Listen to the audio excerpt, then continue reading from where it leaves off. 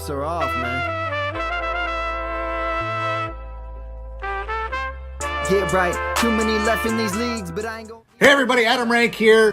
What's up everybody? It's Marcus Grant from NFL Network. This is AJ Dillon of the Green Bay Packers. I gotta give a shout out to y'all at Get Right Fantasy. If you are not subscribed, what are you waiting for? You want to lose your league? Check out the Get Right Fantasy Network. You got to get right with the Get Right Fantasy Network. Best of luck with your podcast. Appreciate the support. And you're tuned in to watch my boys at Get Right Fantasy Network. Get you right. Enjoy the show. Marking nothing, but I tune in every Friday. Strategies provided, I will lock in every way. So go and roll your sleeves up. Yeah, go and roll your sleeves up. And I'm getting down, cause I roll my sleeves up. And I'm getting right, cause I roll my sleeves up. Hey, what up? What up? What up, world? I'm Classic Mike, and this is the Get Right Fantasy Network. Welcome to our Friday start sit question and answer show. Jesus Christ! As we go over our Week 16 start sit questions, and also we're going to be breaking down our full slate of games this weekend. So, hope everyone's having a great week, getting ready for this holiday weekend. I'm happy to welcome the best dressed man in the fantasy community, the chairman of the board, the one, the only, Tycoon. What's up, man? How you doing? I am fantastic, man. How are you, Mike? It's Christmas. It's the holidays. There's just that great feeling in the air. There's a lot of football on tap. I mean, that can be both good and bad, as we all have our family commitments too over the weekend. Yeah. But overall, though, feeling blessed and excited this season. And speaking of best dressed, I just have to show the sausage. Oh, love it. What is that? Little Nino's Pizza? Or Little Nero's? Nice. Home Alone, if you're familiar. That's the Nice. pizzeria. Nice. My The wife guy would keeps love that. driving into the statue. Yeah. Nice. Oh, that's awesome, man. That's awesome. So before we get started, for those that are brand new to the show, make sure you guys are checking out the ticker below. It's just a schedule of what we have. We're going to not be here on Sunday, unfortunately. I got Christmas commitments. It's Christmas Eve. I got things to do, family to visit and things and so on and so forth. So I will not be here on Sunday to help you out with your inactives and actives. So keep an eye out. Follow certain people. Make sure you guys, I will say it loud and proud because I might as well. You make sure you guys are downloading the Fantasy Life app. It is one of the best apps out there and gets you the news as quickly as possible. So make sure you guys check that out. Also, we will be back Monday, Wednesday, Friday next week. And of course, I will do my absolute best to be, well, we'll see about New Year's Eve. No, I should be here in the morning, not in the evening though. But beyond that, make sure when you guys are checking back later on, there should be timestamps and chapters. If you don't want to, listen to certain parts, you can, jump to the certain game. We're going to have those for you as well. Also, it's that time of year. You're going to get you might want to get your, significant other, friend, whoever you want. You can get them stuff from goodoldtrophysmack.com. You can get them customized rings like this. You can get it for your league too, of course. You don't have to just get it for them. Yeah, look at that. Where are you pointing? Oh, to the Trophy Smack. Oh, the Trophy Smack. Forget the jerseys there, so I had to. I was like, you can get them a DeAndre Swift jersey. No. Not from Trophy Smack, sadly. Not from Trophy. Yeah, no, you can get that from Pristine Auction. But they don't. Other than that, we can get a belt there as well, a trophy, chain, whatever you guys want to get it for your league. That's what they're there for. We got Albert in the house. What's going on, Albert? Always great to have you here. Thanks for joining. As always, also make sure you guys use the promo code GetRight when you go to trophysmack.com and they will help you at checkout. Quick little thing. If you guys have questions throughout the show, make sure you guys throw them in the chat. We will get to them at the very end of the game unless it involves the game that we're talking about. So make sure you guys put those, questions in the chat and we'll get to them as we go. So we're going to do a quick little recap of last night's game. We had the Saints versus the Rams, and the Rams ended up beating the Saints 30-22. It was pretty one-sided for the most part, from what I could tell. Yeah, and it was classic Derek Carr, get owned most of the game, throw 2 touchdown passes in the fourth quarter to make it look closer than it really was. Yeah. It was not a close game. No, but he threw for 300 yards, 319. Oh, fantasy-wise, it was Yeah. gangbusters. I was quite happy about that, I'll tell you. I was a little upset. I had the option of picking up Derek Carr in one of the leagues for my championship because, unfortunately, I have Trevor Lawrence in that league, and it's really tough to kind of figure out who to go with. And it was either Derek Carr or Jake Browning, and I'm like, I went with Jake Browning, and I wouldn't say I'm regretting it. It's just after you saw what he did, with the 319, 3 touchdowns and an interception, he did quite well considering. So the quarterback on the other side, good old Matthew Stafford, had a normal night, 328 too. And in that particular case, he ended up. Did you hear the stats with Puka Nacua? I mean, they're all kind of unbelievable. It's So it depends on which one you're crazy. referencing, but yeah. The one that he could break the season single season record for receiving yards that he with both Calvin Johnson, Cooper Kupp, and now with Puka Nacua. I think he only needs 147 for each game for the next 2 games, and he will beat that record. That is insane. I think he has 4 games of over 150 receiving yards, and if he gets 5, that's some kind of record as well. I forget exactly what record, so I don't want to misspeak, but what he's doing is bananas. Oh, for sure. And right now, I mean, last game he had 9 for 164 and a touchdown. I mean, that's pretty good. Cooper Kupp was kind of there. 6 receptions for 52 yards. He was this close to 2 touchdowns, though. He was. And on top of that, it was one of those things where, what I saw was a lot more of defense covering Cooper Kupp than Puka, where a lot of it kind of moved his way. And, hey, it's kind of like, hey, over here, So, Puka and Kupp have been working real well together. Unfortunately, in fantasy, it's tough to have them together because one's going to go off and the other isn't, and it's based on what team wants. It's what team works that week. So maybe Cooper Kupp does well next week, not this week. We'll see. Because if you don't recognize Puka, there's a problem. He's doing very well in that particular role. Chris Olave had a good night, 9 for 123. He's been killing it, 13 targets. Definitely Carr's loving his way now for some reason. Best fantasy output of his season, coming at the right time for Olave managers. Yeah, and unfortunately, it kind of wasn't the same for good old Alvin Kamara. Quite the opposite.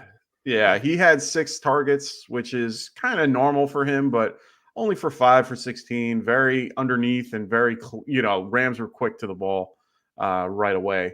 But other than that, he was 9 for 19. Very, they couldn't get anything going on the ground, even with their other options as well. Nothing really worked. Their other options stink, to be fair. I mean, yeah, true. Jamal Williams is not it. No. And frankly, obviously, they were generating no push against the Rams line. No, it was a really rough. Running backs never really stood a chance. Game. Kerwin Williams did his thing, 22 for 104 and a touchdown. He's been a crown jewel of that particular offense all year long. So it's really nice to see. He's been doing pretty well considering he missed 4 games of the year. Just another casual 100 yards and a touchdown for Kyron. It's crazy. And he's running well. I actually like what he does. He runs with power and just gets the job done. He doesn't really do much else, and it's exactly what they need. And he's basically a workhorse. It's fantastic. So we got a question from Tony. He says, "Hey, are you guys answering start sit questions?" Of course we are. That's what we're here for. I have to sit at Chain or Bijan PPR. Now, I knew this was coming. I knew people were going to be asking about Bijan and a chain. This is going to be a difficult question. Honestly, my answer to this question is probably a chain. And I will explain why. I think teams have figured out. Start or sit? Oh, to sit? Oh, no, I'm sitting. No, I'm sorry, you say start or sit a chain. Sorry, my bad. I'm sitting a chain. I'm sitting Bijan. I'm starting a chain. Got it. Reason being, right now, I think of all people, the Bills figured out the recipe to beat the Cowboys. And that is to run the damn ball down their throat. It neutralizes guys like Micah Parsons. They don't really have the linebacking core like in the middle to really stop the run. They have really good outside pressure. They don't have a lot of up the middle pressure. And it's one of those things where you run the ball, you will do well. Now, I understand A-Chain is more of an outside runner comparatively to an inside, but they will make it where it is a quick dump off, quick runs, motion, the whole deal. So I think they're going to be heavily involved in the run this week, a little more than normal. For the Falcons, I mean, they're pretty much – I just don't trust their offense, to be fair. I don't trust Arthur Smith. I don't trust anything that they're doing. Packers have actually been pretty decent against the run in some situations. They're 29th overall in the last few weeks. But I was going to say, wait. Yeah. I don't trust their system. I just don't trust the system. I just don't trust how they do things. It's just not – I don't know. I that's certainly fair. I mean, how can you trust? I mean, Arthur Smith is the most hated man in the fantasy community for good reason. Yes, sir. That said, prior to last week, the previous weeks, 15 touches for Bijan, 21, 19, 23. I mean, and he was going gangbusters. Indy is a very soft matchup Indy is a soft matchup here. I know we can't trust Arthur, but I'm not sitting Bijan here for the secondary running option for a team that I think is going to be playing from behind a significant chunk of this upcoming Sunday. I think the Cowboys are going to smack the Dolphins, if I'm being honest. So I think they're going to really, while they're going to want to run the ball as much as possible, they're going to be forced to be putting this thing in the air. And thus, I would still go with what I perceive as the higher ceiling with Bijan, assuming Arthur Smith doesn't fuck you. That's really the fear here. It's not Bijan, it's Arthur, and that's fair.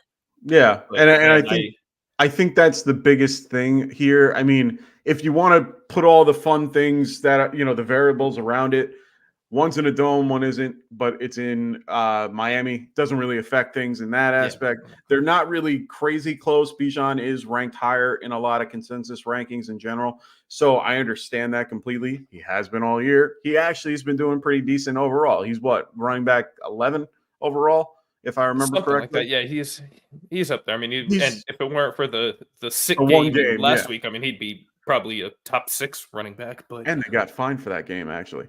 But beyond all that, it's one of those things where and the only other caveat that I'll throw out there that I'm a little bit higher on A-Chain just because of the concept.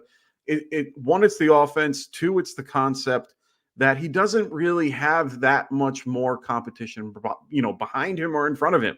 Mostert's a very good part of the competition, great, but they use A-Chain just as much. Where you can have Mostert for 20 and then him for 15, and he's getting a lot out of his 15 touches. Just carrying the ball, he can still get them in receiving the ball as well. On top of the fact that there's no one else behind him.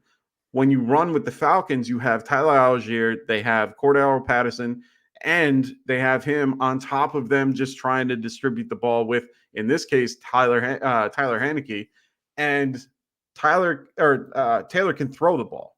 So maybe they have more of a game plan. Well, if they let him, yeah. And we know Arthur Smith loves to establish the run.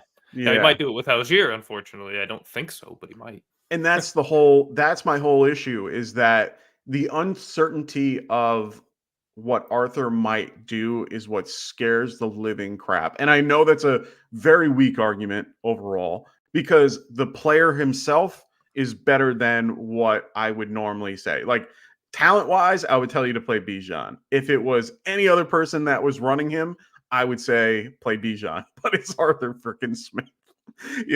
I'm Mike McDaniels in what he's doing overall. So, I'm a huge Mike McDaniel guy. You don't got to explain him to. Oh yeah. So I'm preaching to the choir on him. But also, I don't think that. And why I think you're right. The path to beating Dallas is beating them on the ground. Mm-hmm. I don't think Miami is set up to do what Buffalo did, though. I mean Their line Dallas is hurt. Yeah. It is hurt. They're missing what, 3 guys, I think. Yeah, Jonathan Um, Hankins won't be there either. So that at least they're losing a couple parts in the middle too for and Dallas. Dallas is So actually good against the run when they're not facing James Cook or like Christian McCaffrey or James Conner. That was the other game where they got yeah. smoked. Otherwise, I mean, going through their season here, Well, Jets were pretty good until they 66, I mean, but of an individual player, yeah. 66 yards is the high from anybody not named. Oh no, that was Jordan Mason, not Christian McCaffrey. I mean, in some game in totality, they give up a bunch of yards, but it's rarely one person going off. The only person to even get 100 against him was Cook. So you'd have to bank on HN busting one of his big ones, and I don't think he's going to be able to do that. And he's definitely not the goal line guy. I will say that. There is caveats to this. He's not the goal. He's not a goal line guy. It's always going to be Mostert. I mean, I think there's just 21 touchdowns with HN is what I'm trying to convey here. Yeah, they both have a lot of risk. It's really just which risk are you willing to deal with and handle throughout that day. We do have another Bijan question from Nino Pina. What's going on, brother? He goes, got another Bijan question. Got to sit either Bijan or Gibbs. And you want to know something funny? I'm playing Gibbs over Bijan. I am too. I'm sitting Bijan over Gibbs. And he's leaning Gibbs just because of that horrible usage last week. 7 carries, 3 targets versus the Panthers is crazy. Did you see? He had a great game, though, with those. Didn't he have? I remember him getting 2. I'm not sure. Oh, you're talking about Bijan. Never mind. Yeah. No. I'm talking about Gibbs. Yeah. Gibbs had an amazing game. Yeah. No, Gibbs was great. Yeah. And no, I would definitely go Gibbs over Bijan. No question. Yeah. There is no question with that. That's not a question to me. No. So, he's talking about the usage of Bijan. My bad. Yes, that's why I got confused for a minute. I'm like, that usage double-digit touches. Absurd last week from Smith. No, it doesn't make any sense. I made a funny video about it. It's hilarious. I kind of wish I could play it. It's from This Is the End, and it's pretty much the scene where they're kicking out Danny. Yeah. Like that was I thought it was perfect. It was very correct. Yeah. So we got Kenny Stay Trill. What's going on, Kenny? Glad to have you here.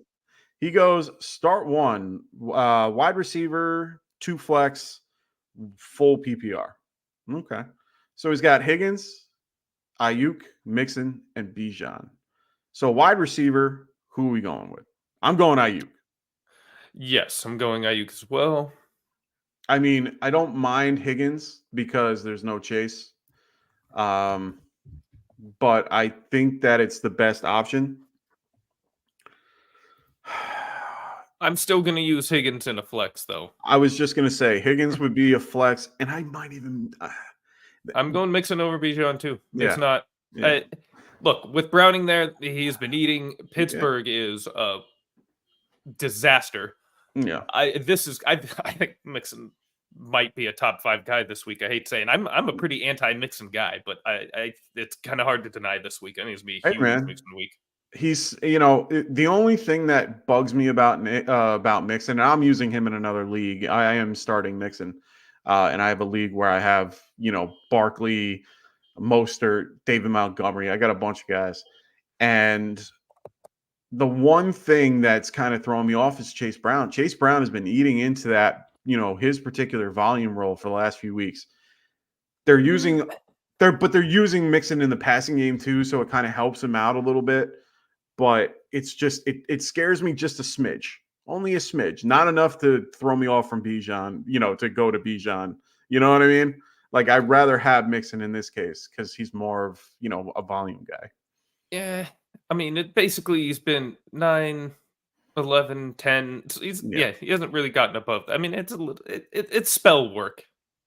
Yeah. That doesn't worry me whatsoever. Okay, yeah, fair enough. Tony goes, that's solid, good advice. Thank you so much. So he's talking about what we were talking about before. He goes, how about defenses? Running Browns, considering Bears with their particular scoring hot streak. So DST, who are you picking? Browns or Browns versus the Bears. Bears, because the Bears And have it's what, the the same. Cardinals this week. So Yeah. I was looking at last week and I saw them facing each other. I'm like, wait a minute. So Browns versus the Texans, who are having the good old Chase Keenan there. yeah, so it's Browns. The answer is Browns. That's Yeah, I might have to tend lean to that way go with. too. I look at the QB. Yeah, no, There's gonna me be more too. opportunities 9 for times out of 10. turnovers with Case Keenum, and turnovers are the main thing when it comes to fantasy defenses. Yeah.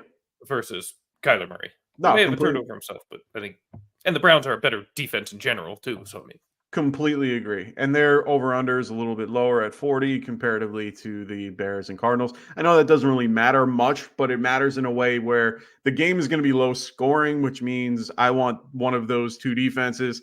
I have the defense on the other side in a lot of leagues. I have a lot of the Texans because, Browns are already taken in a lot of leagues. So for me, Texans are a good other DST to look for just because right now the Browns O-line is beat the hell up. They've been playing well throughout the year until right now. And Joe Flacco just loves to sit in the pocket. And guess who loves to get the quarterback? The Houston Texans. So I am on board with the Houston Texans. Houston's not a bad play at all. It sucks Will Anderson's out, but they will still eat. So I'm not really too worried. And Flacco's already thrown picks and he can't move. So he's going to be really looking to get rid of that ball. And Petrie is one of those better coverage guys on Njoku. So I feel a lot better about it because, I like Njoku a lot in this matchup in general, but I do think that Petrie can, really keep him under wraps, hopefully. Hopefully not too much. I'm facing Njoku everywhere, and I have him in one league too. So Rafi Bomb, what's going on, Rafi? Glad to have you here today. He goes, "How do you feel about your boy Waller?" Yeah, no, let's not get into that. He's doing a little better. I'm starting him in multiple playoff semifinals this week, so I will tell you, I'm feeling freaking great about. You can say Darren whatever Waller. you like here, man. You know that. It's Friday night, yeah. I'm just trying to remember the kids. I don't know, but it's all good, I am. Oh, You're on I it. love it. Oh, Okay. love it. All I right. mean, 4 for 40 last week. Even better matchup this week against Philly. Certainly going to be playing from down the whole time. It's going to be great. Oh, it's going to be great. 6 for 70 and a touch. Let's go, baby. Ooh, That's what I like it. I like that. I like that prediction there. I'm less enthused, but it's more because of Giants bias, just from seeing it all year, for them not using him as well. He could do Daniel okay. Jones was playing, sure. Yeah. Well, now DeVito's playing. He's a little bit more of a gunslinger and enjoying the day. Yeah, and he was playing great with Tyrod, too. Daniel Jones was the problem. Yeah. We can have that conversation later. We can have a whole show on that. No, don't poke the bear.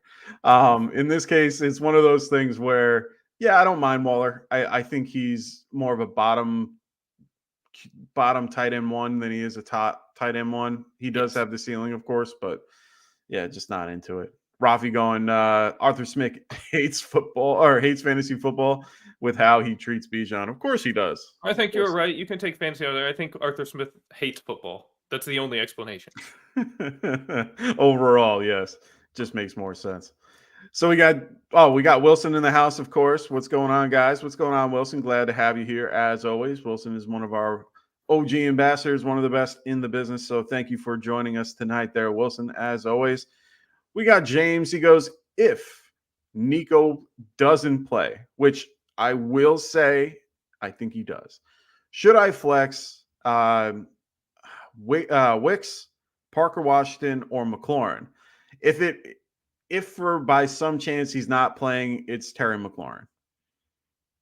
You can't not play Terry against the Jets.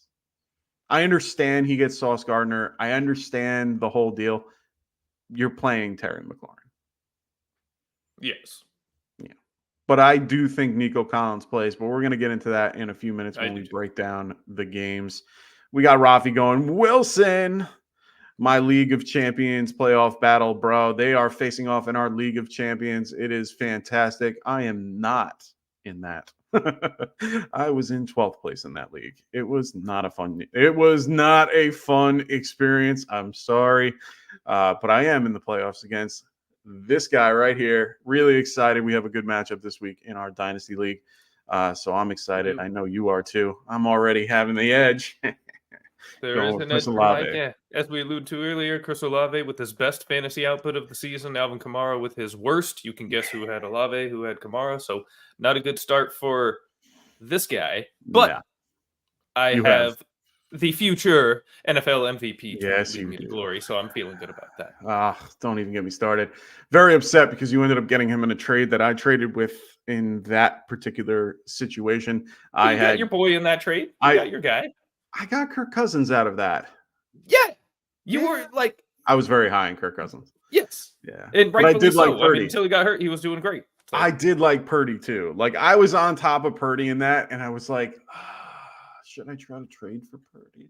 I was trying to get him before he went off, but I knew that taking him from a good old San Francisco 49er fan would not work. Never was going to happen. I had to trade for him last just to lock down the 49er starting QB position, whoever. Yeah, exactly. Yeah, I remember that was a fun time right there. And at the same time, I have him in my other dynasty league, and I got him for absolutely nothing because it's a salary cap dynasty league. I got him for like $1. And his salary is absolutely nothing too. Then. Yeah. Well, that was my point. In that league, it's great when you can get a QB of a high stature worth nothing. Yeah, it's like the real NFL. Oh, it's fantastic. I have they become even that much more valuable when you don't even have to pay them. It's great. Yeah. And the crazier part is in that particular league, I have Josh Allen and Brock Purdy and Jared Goff and Baker Mayfield. So I have all three of these guys, and they're all under $7. So it's like, yes. Anyway, but all my running backs are like over 20. So anyway. When you're ready to win, that's what you got to do. Yeah, no, I've been planning for this for years. So let's move on. Let's get into the first set of games. Like I've said before, make sure you guys throw your questions in the chat. We will get to them as soon as we are done breaking down the games. If it does have a question that is involved with that game, we will try to get it, we'll try to bring it in for questions as we go. So let's get Wilson done before we do that. So Wilson goes, Josh Palmer, Curtis Samuel, or Aaron Jones. Just need one in my flex. Who are you using? Me, Aaron Jones. See, maybe Curtis Samuel, certainly not Josh Palmer. See, and that's my whole thing. I don't know how I feel about it because I'm not a big fan of Aaron Jones in general. But the matchup's too good to pass up, in my opinion. But Carolina has been doing better against the run. They're 14th overall against running backs in the last 4 weeks. Their defense is getting healthier. They are, at the wrong time, of course. But at the same time, they are still healthier. They're still doing a little bit better against the run. Aaron Jones as a whole, I don't like. He won't have AJ Dillon there to do anything like horrible, so that's helpful. Curtis Samuel, I don't mind. James Palmer, I don't mind. I would probably rank it a little more with Palmer as number 2 than number 3. But for me, I guess Aaron Jones would be the best bet. I just don't. I feel gross saying it. Is all I'm trying to say. I've been telling people not to play Aaron Jones all year. I mean, what don't you like about Aaron Jones? I mean, he's been dealing with injury issues a lot this year. Well, that was my whole problem. Like when he plays and they give him touches, he does well when he's healthy, and unfortunately, he just hasn't shown that he can be healthy all year. That's my problem. It just could happen at any point. It's just I don't know. I don't feel comfortable with him in general. Because every time he could have a decent game, but he hasn't done anything above running back 2. So if he's your flex, that makes sense. So I'd rather have as a flex, sure. Yeah, that's all I mean. Yeah, no, that makes sense. So Rafi goes, I love Purdy, but be real. They're great because they basically he is basically free money. Subtract $30 million from that roster and tell me they aren't the same team. We won't get into where the $30 million comes from, but that's a whole diatribe, man. Yeah. We don't have time for that here. Yeah, we don't have time for that. Yeah, that is a conversation for Sleeper. Hit up Tycoon right there on his Sleeper handle. Rocky, just go in the ambassador chat. I'll let you up later. Yeah, That is, yeah, believe me, it is that. I mean, he's not wrong. I mean, what? Who was it? They compared him to somebody recently. Um, Archie Manning. So Arch Manning is making 2 point something million as a Yeah, he's college making quarterback, more in his NIL. and Not he's even making playing. he's making 830K. Like, what the That's hell? crazy. That is crazy, actually. So let's get started with these questions. Like I said, make sure you guys throw your questions in the chat and we will get to them at the very end, or if they're in the game. We got the Bengals, who are 8-6, that are going to face the Steelers at 7-7. This is an AFC North battle. This is for playoff stuff. I mean, this is huge. This is going to be a good game. Cincinnati is favored by 3 points. The over-under for this game is 38 points. So we have Mason Rudolph versus Jake Browning. Kenny Pickett has been ruled out, so this game went from yay to ugh. Jake Browning will not have Jamar Chase. He will be out this week with all the QB injuries like Stroud and Trevor Lawrence. And, would any of these quarterbacks be worth starting with, this week for your fantasy playoffs? Would you go Jake Browning or Nick Mullins?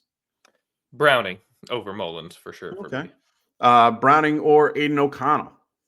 Absolutely Browning over O'Connell. I would never consider starting Aiden O'Connell for any reason ever.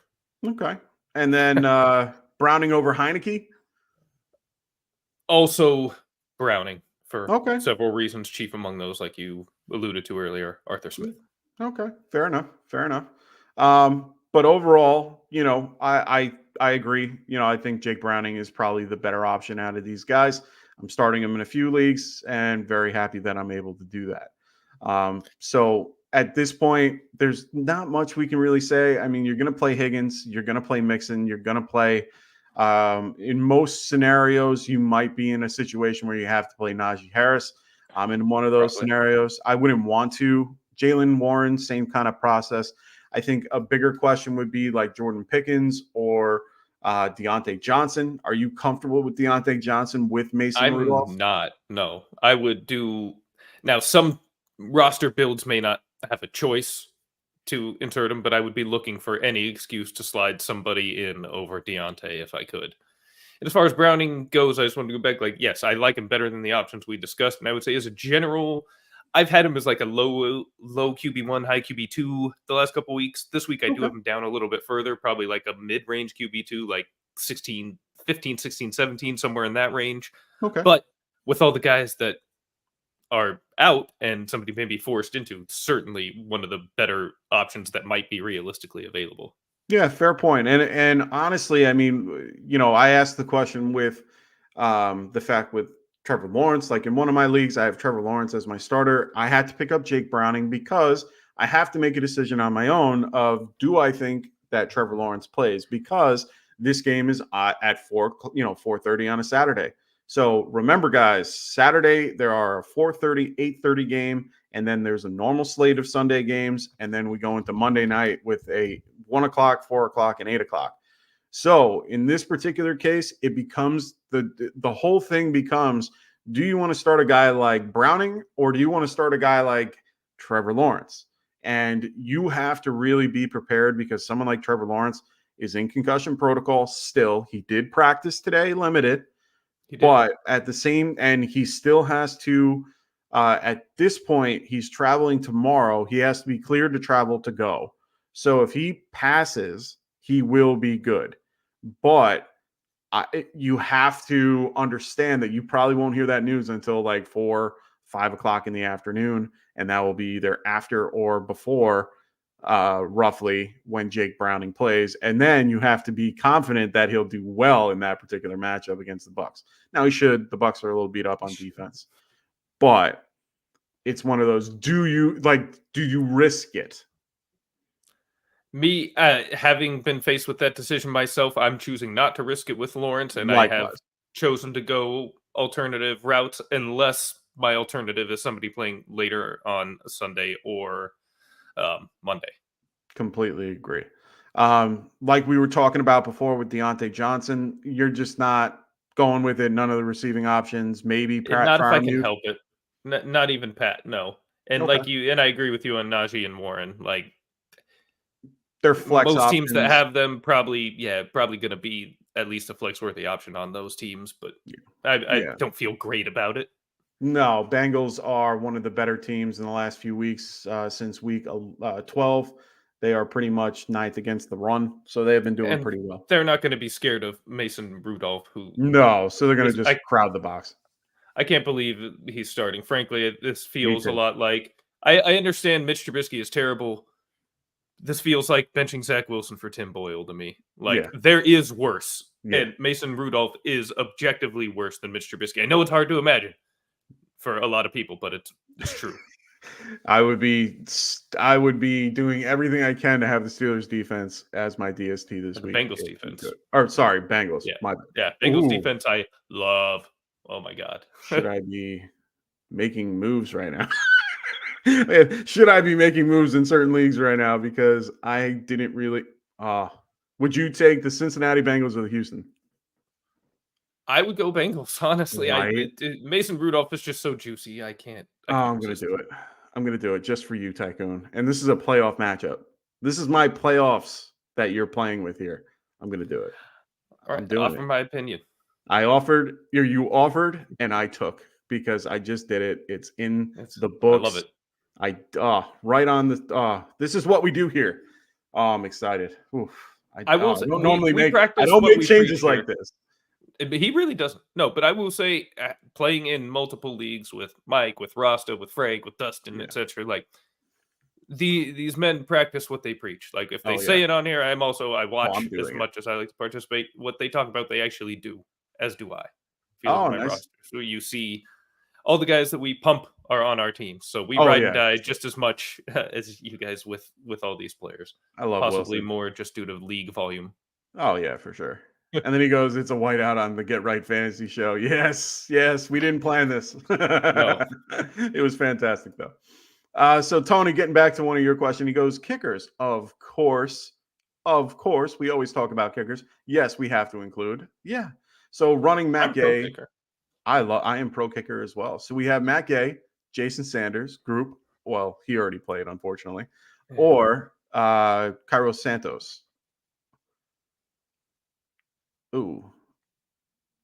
I'm gonna go Jason Sanders, even though I like Matt Gay. I like Matt Gay. I like how accurate he can be. I just don't like the team he's attached to. Yeah, who does Gay play for us? I'm trying to He go. plays for the Colts. It just makes it very hard for me to trust the Colts. But they do play indoors. That's the only good part. So I mean, it would probably be Sanders, Gay, and then Santos for me. Santos is the distant one. It would be a toss-up for me here. As I've already stated, I think the Dolphins are going to have a hard time with the Cowboys, so I'd probably slightly lean Gay, but they're close. Okay, fair enough. Next question we got is from Joe Mama. Joe Mama. Justin Fields or Trevor Lawrence. So for this one, I am going Fields, and normally I would not lean that way. Oh, they're playing at the same time, actually. I didn't realize that till now. So who are you playing in this scenario? Fields is one of my favorite plays this week, period. So regardless of Lawrence's health, I absolutely love Justin Fields this week against Arizona. All right, fair enough. I like his rushing floor comparatively to anything that Trevor would do. So yeah, I think I might lean that way too. I think him and Moore are going to have just an outstanding day. Yeah, I hope so. I really do. I do have DJ Moore in a couple leagues. I am facing DJ Moore in my playoffs, so I hope he doesn't do that good. But I do have him in another league, so it's one of those fun fantasy things where it's bittersweet. Yeah, when you're in a lot of leagues, multiple playoffs, there's going to be some dual or little duality like that where it's going to help and hurt you at the same time. It's the worst feeling ever.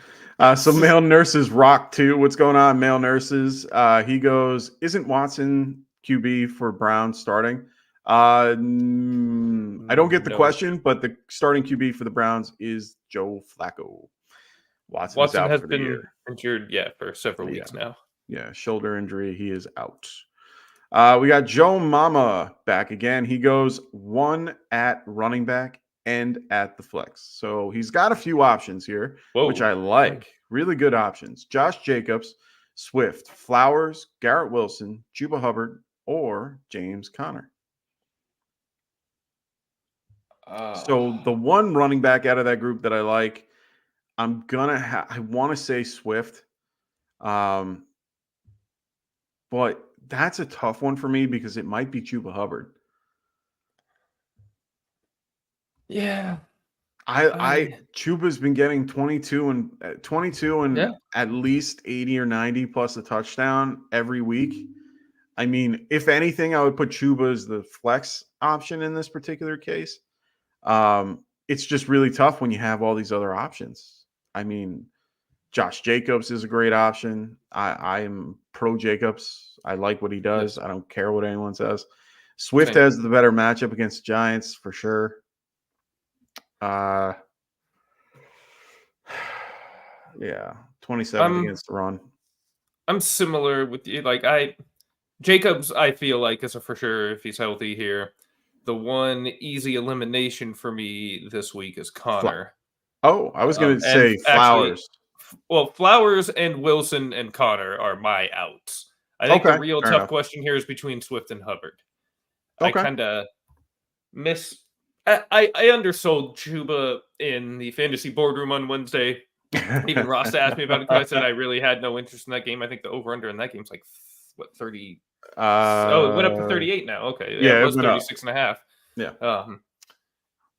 And I understand he's been getting the volume. Yeah, and all of that. But, I mean, even with the volume, he's like 11 and 10 points the last 2 weeks. So it's serviceable. But I thought he's done better than that in the last few weeks. Prior to that, the previous 2 weeks, he was 23 and 17. Yeah. But those are really his only 2 big weeks all year. So even with 22 and 23 carries the last 2 weeks, 11.3, 10.6, which is fine. And he did those against hard matchups. He's actually having a better matchup this week. And yeah, Green Bay is very much a plus matchup. Yeah. So but I still just don't see a ceiling there that I would hope for in the playoffs. Understood. So I guess but Swift has a much lower floor. So Jacobs is a yes. Here's where I'd put it. Again, if you just need your guaranteed 9, 10, 11 points, go Hubbard. If you need a guy that might get you 20, take the swing with Swift. That's how I probably play it. So Garrett Wilson, though, with Simeon, hell no. Yeah, no, I don't like that either. Unfortunately, I have to endure a Garrett Wilson week because he's one of my few that I have that I need to play. So here's my caveat. Josh Jacobs plays on Monday night. Thankfully, DeAndre Swift plays on Monday night as well. In this particular scenario, if Josh Jacobs doesn't play, you do have Swift available to put into that particular spot. So you have the choice really between Josh Jacobs and Swift. I think you would have to go with Chuba Hubbard regardless.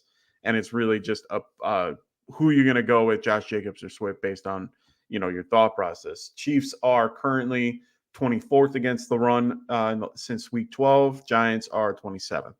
I don't think Nick Bolton came back yet. I think he's almost there. I haven't been covering the defenses a lot. I do and I don't. I have weeks that I'm on top of it and weeks that I forget. It looks like Josh Jacobs will play based on a lot of the stuff. We'll go over that in a little bit. But it's one of those things where at least you're covered. So I would still maybe put Chuba in the running back spot and then leave the flex spot open for Jacobs, Swift, or Flowers. I mean, I know that I wouldn't play him, but at least you have the ability to, God forbid, something happens in the next few days with illness or something that comes up, because illness seems to be the new thing coming up.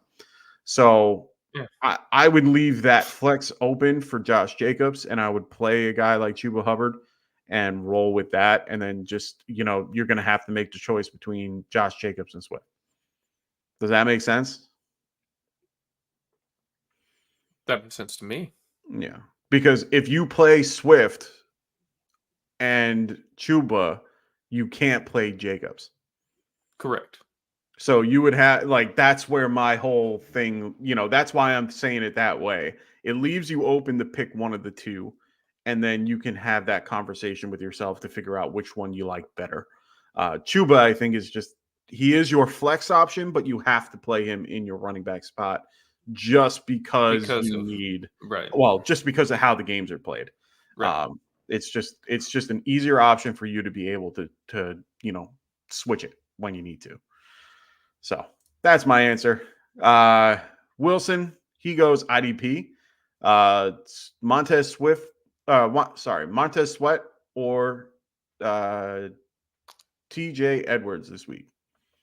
I am not an IDP expert. I'm not even going to pretend to act like I can give an educated answer on this. So for me, it would probably be TJ Edwards. I like playing the middle linebacker more than I do the outside back or the outside edge rusher. It's really more based on what your particular league settings are. If you get more for sacks, I would lean Sweat, just because he is more of a pass rusher than he is on the inside. TJ will definitely get more more tackles as a whole. So in this particular case, if you have your settings where like 3 points for a sack comparatively, I would probably go with Sweat. But like I said, it's really based on your format. Like in my league, we do half point for assist, 1 point for tackle, 2 points for a sack. So a lot of people tend to use middle linebackers because they end up getting more tackles. Just high tackle totals, yeah. Yeah, I run Fred Warner all year. Like, he's been my guy. But guys like Zaire Franklin and like Logan Wilson and a few other guys tend to do very well in that particular setting. But guys like TJ Watt could have a really good game one week, but have a really crappy game the next week. Mason Crosby, another example. Guys like that can have a really rough day. Sweat kind of lands in that role.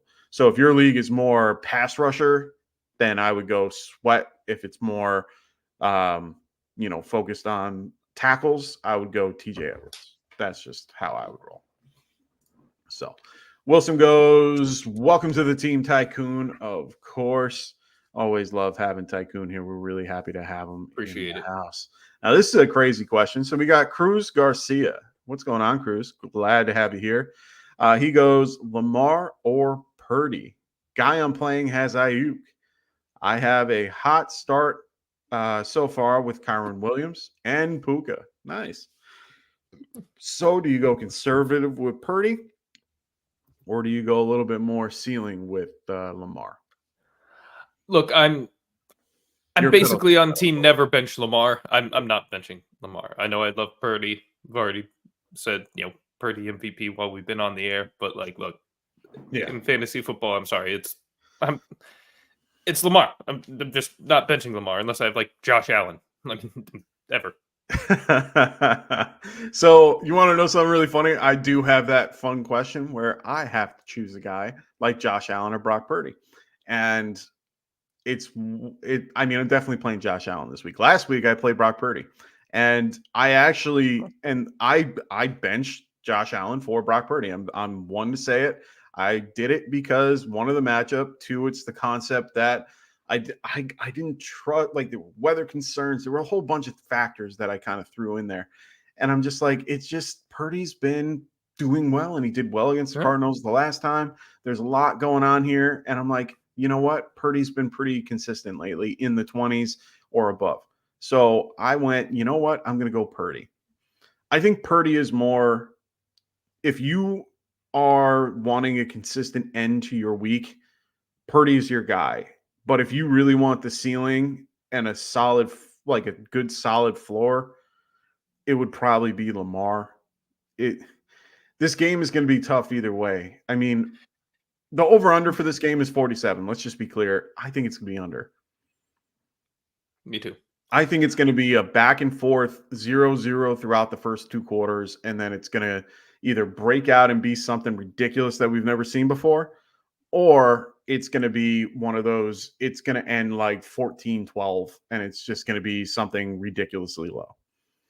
So I don't view it quite as conservatively as you do then, but I do think it's going to go under. You know what I mean. Here's my logic on Lamar over Purdy, though, is The Ravens are the top scoring defense in the NFL in terms of least points allowed per game. So this is going to be the most difficult matchup Purdy has had this year. Yep. On the flip side, the 49ers, I think our run defense is ranked like 18th, something like that.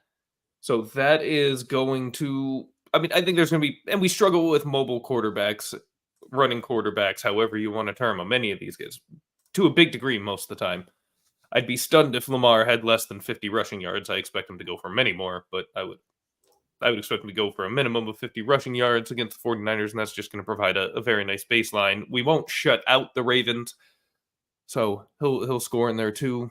Mm-hmm. There will be, the path is very much there for Lamar, whereas I think this is the type of game, style of team where Shanahan is really going to lean even more on the run, I think more than usual. I think this is really going to be a CMC game and also more clock control game. We've seen Purdy push it downfield a lot this year, and Kyle let him do so, be a little more aggressive. Thank God they didn't let him do it with Jimmy G.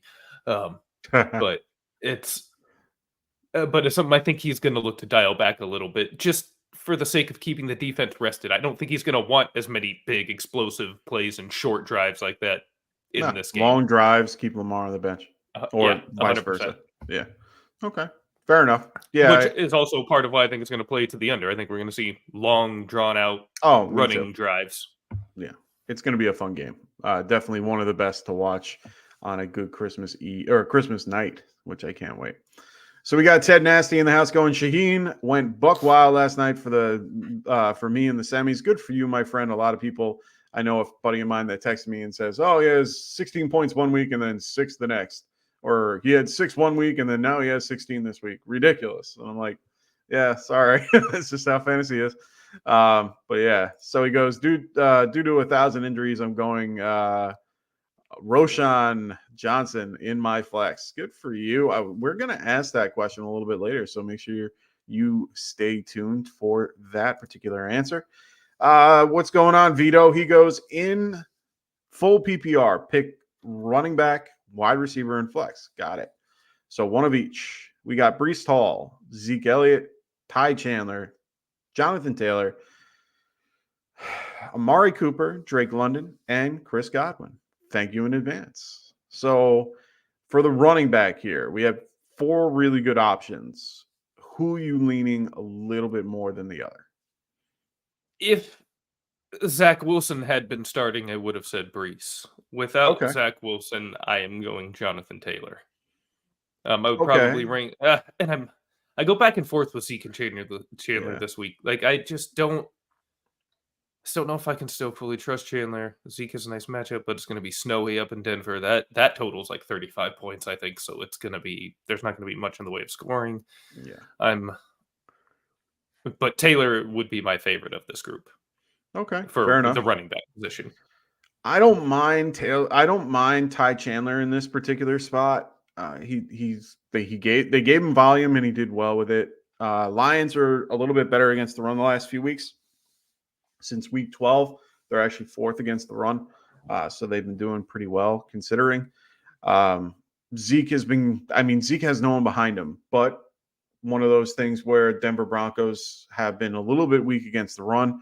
I don't mind Zeke either. So one of these two guys, I don't mind. You know what I mean? Like they don't have anyone behind them. They got no one to really take away from them. Right now, Zach Moss is questionable. He didn't practice all week. I don't see him playing. But they used Trey Sherman quite a few times, and he did pretty well with the carries that he had. I guess it's what San Francisco was looking for when they had him, but they didn't take it. Breece Hall. I mean, it's the first time he's ever shown that it's already his third team. I think that performance is the exception. I'm only don't expect. I'm just trying to poke the bear there. Breece Hall, I don't mind. I mean, the Commanders are the 31st worst against the run, and they're running a guy like Simeon. I think it's one of those things where they pretty much they take everything away from Trevor and say, run the damn ball. And they just hammer it and just keep running it. Robert Saleh has no problem doing that. Play defense and run the football. Hopefully, but it hasn't really worked so Hopefully. far this year. I mean, Well, it worked in the beginning. It didn't work now, and it's really just because they haven't been consistent at quarterback, right. and their line is a little beat up. I like Brees Hall for the running back spot if I had to pick one, because then it opens it up a little bit for your flex spot. Wide receiver wise, I think we might both have the same answer here. What do you think that answer would be? I know For my me, it's answer. Cooper. Yeah. I was leaning Cooper, but I actually was going to lean Chris Godwin. I would say Godwin, but it's not 100% that he's going to play. Well, I think he will. He was limited. He got rest on Thursday, and then I think he was limited this afternoon. So for me, I like Chris Godwin in this matchup, and it's mainly the matchup because the Jaguars have given up. Nice. They've been giving up the most points to wide receivers, and they've given up the most touchdowns to wide receivers as well. So I don't mind Chris Godwin in this matchup. Baker has been lighting people up lately, and I like what's going on there in general. Him and Edwards had a great week last week. I don't mind Cooper at all. For me, it would be Godwin, Cooper, and then London. It's so hard for me to hate London, though, after watching the game he had a few weeks ago. I just sat there in just awe of every catch he had. He just looks the guy's so incredible. good. But And then 3 unfortunately, targets last week. that's the problem. So I can't trust his production of who's throwing him the coach calling the play to get him the ball. So I can't really tell you yes or no. So Brees and then Cooper or Godwin. I think we're split on that. And then it's really flex after that. I don't think we would flex out either Godwin or Cooper. I think we would be leaning more the running back here. At least that's what I would do.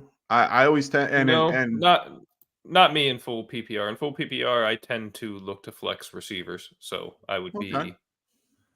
So yeah, Cooper, for me, Godwin, it would be Cooper, Godwin, and then I'd play Taylor. and you go Taylor. Okay, I would probably go Brees. That's my opinion with that. Cooper and Godwin, I have no problem with for running back or for wide receiver and flex there. I think you could probably get away with playing a guy like Zeke at flex.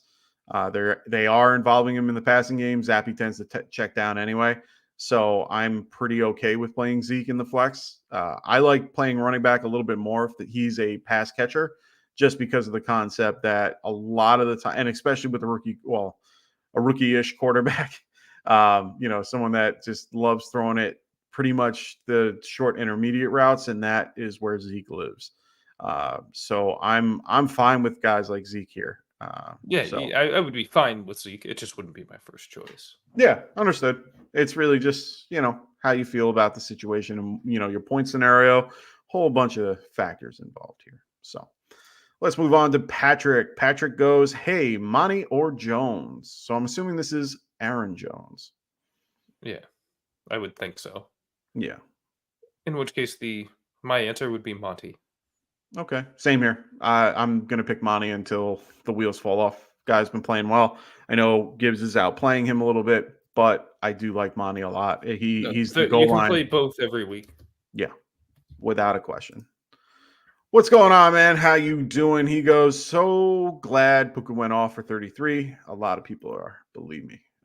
I don't have him anywhere, unfortunately. So we have Randy Lennar in the house. What's going on, man? He goes, need help at tight end. Okay. Kincaid, Pitts, or Kraft? Yeah. After last week, it kind of is scary. But remember, there were only 7 passes in that game. So Kincaid would be my answer still. But Kincaid's my answer, and it's just because of the player-ish. Like, I don't trust Pitts in the offense. I don't trust Kraft. That's for me, that's easy. So Tenzer goes, then Kittle will go full dumbass mode. Maybe. Well, I hope he goes crazy. I like Kittle. Always been a fan. Ravens defense going to make Purdy look like he doesn't belong in the NFL. Okay. Ooh. Yeah, I'm gonna. Wow. really hitting the Niner fan. I don't understand why people hate this kid so much. I don't know what he did to people, but No, jeez. not as bad as having Reek blow up all year and then getting hurt first week in the playoffs. Yeah, that hurt a lot of people. Plus side for, I'd say, a lot of Tyreek teams, though, with his season, a lot of those teams had buys, thank goodness. Oh, yeah. Like, I had him in a bunch of leagues, and I was really happy that I didn't have a playoff week that week. So Tenzer goes, he likes JT this week, so he agrees with you. So Ted Nasty goes, I'm in a 14-person league. My first 2 draft picks were CMC and Aaron Jones, so I'm good at running back. Okay. My flex, because of injuries, is either going to be Antonio Gibson or Roshan Johnson. Don't trust Ronnie Rivers' play call, or Ronnie Rivera's play calling. Okay, I can understand that, but there's really no one else behind him. Craig Robinson is okay, but I don't mind the Gibson call. I don't trust Matt Eberflus. I say, do you trust Matt Eberflus's play calling either? Yeah. No, But I don't trust. I don't trust he him. He is out officially, so I'd probably go Gibson. Yeah, I think as good as the Jets' pass defense is, their rush defense is not. So yeah, for sure, it's really a tough one here. I'm just reading through all the notes, trying to get to questions. Here we go. So we got Ray Gamer. What's going on, Ray Gamer? Haven't seen you in a while. Glad to have you back. He goes, Browns D versus the Texans on the road, or Eagles D at home versus the Giants on Christmas Day. Also, I am playing Hurts in that game. That doesn't matter to me. Usually I wouldn't play my defense versus my quarterback. That I usually, I wouldn't play like same team. Yeah, same team I wouldn't do. If I had DeVito, I'm not playing the Eagles defense. I would play the Eagles defense and find another quarterback. But in this case, who are you going to go with here? Do you like it Eagles D versus Case Keenum, or Eagles versus good old Tommy Cutlets? I like the Browns D versus Case Keenum. I okay, fair enough. Understand it's on the road. Case Keenum's a veteran, but he's been a journeyman for a reason. Okay, that's fair. There's just bad vibes around the Eagles all the way around. While I do think they'll come out victorious against New York, I think they've got a crazy spread. It's like I'm sure we'll get to it, but it's huge. It's almost 2 touchdowns. No, their spread, their favored line. Oh, 13.5. Yeah. Yeah, 13.5. Yeah, right. 2 touchdowns. I think the Giants will stay within that. And okay. Yeah, Giants D is actually pretty decent. I'd actually consider the Giants D. Yeah. They're more of a DFS play. DeVito's not a long-term NFL starter, but man, he's a dog out there. He's a gamer, he's not turning over the ball like absolutely crazy or anything like that. Like, that's tending to lead to defensive points. So, and frankly, the Eagles defense is not that good. So I'm not really looking to use them. Okay, fair enough. Browns D is definitely the better group. Yeah, I think I'm going to do the same. I wouldn't blame me if you played the Eagles D, but I do like the Browns D. So his score is, I'm losing 28.9 to 14, 30 in standard. Olave, I played. Opponent played Puka, who got 24 and Cup 29. Okay. Yeah, a lot of teams doing the Cooper and Puka combo. Never understood it. It is what it is, though.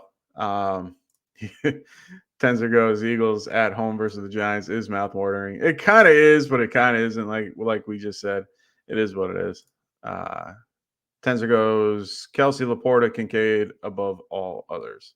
Okay. All I've seen is the Eagles defense get cooked all year long, so it's not really mouth-watering to me. Yeah. I like the Giants. I actually don't mind the Giants defense in this game. I would play the Giants defense.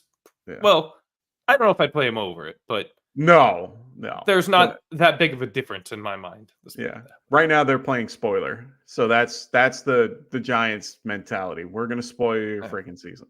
So we got Ryan Inky Tattoo. What's going on, man? He goes, starting DeAndre Swift, Devin Singletary, and Ty Chandler. I have Josh Jacobs on the bench. Should I sub Jacobs for anybody if he ends up playing? So we had this conversation before. Would you trade Jacobs for Swift? Yes. If he's, I mean, to keep it simple, I'd start him over all three of those guys if we know he's healthy. Okay, fair enough. I probably would keep what you have and then switch out with Swift. But I don't hate Swift. Like, I'm a Giants fan, but I still like I like the matchup against the Giants. We're not great against the run. We don't have Dexter Lawrence. So it's one of Dexter's out for this game. So I actually like Swift a little bit more, just because of the fact that that's a huge piece to the middle of our defense. And he is the main reason why the defense is actually pretty good. So, and people might not believe it, might not see it, but he clogs up that middle more than you guys think he does. He's 350 pounds of just pure man. So for me, yeah, I might roll with Swift here and just stick with it. I would maybe play Jacobs over Singletary, but you have to be 110% sure that he is playing before you you have to know he's playing. Yeah. Right now it's tough to tell. We'll talk about that in a little bit at the end, but trying to keep you guys reeled in. But at the end of the day, yeah, I would probably maybe play somebody like Jacobs over Singletary. But I do like Singletary in this matchup regardless. Ted Nasty goes, also, I may have asked this last time, but CMC or McCaffrey, it's the same guy, so I don't get the joke. I'm trying to understand the joke, but I don't have time for Just that. what do you call him, CMC or McCaffrey? I'm saying. Oh, I call him CMC all the time. Rushing Collusion, what's going on, man? He goes, Jacobs, Edwards, or Singletary, start one. Jacobs. I mean, I'm operating as if he's playing. I believe he's. I'm operating as he's playing as well, but you need to have the caveat that you need to have somebody on Monday night. You do, so you're thankful, Jacobs. If he doesn't play, throw Edwards in. That's how I would do it. Yeah, there you go. Yeah, they're going to ride Edwards big time in the game against the 49ers. Oh, yeah. Edwards is going to have his regular couple weeks. I'm actually, I'm facing my brother who hasn't played him all year and has been kicking himself every week that he doesn't. So we'll see.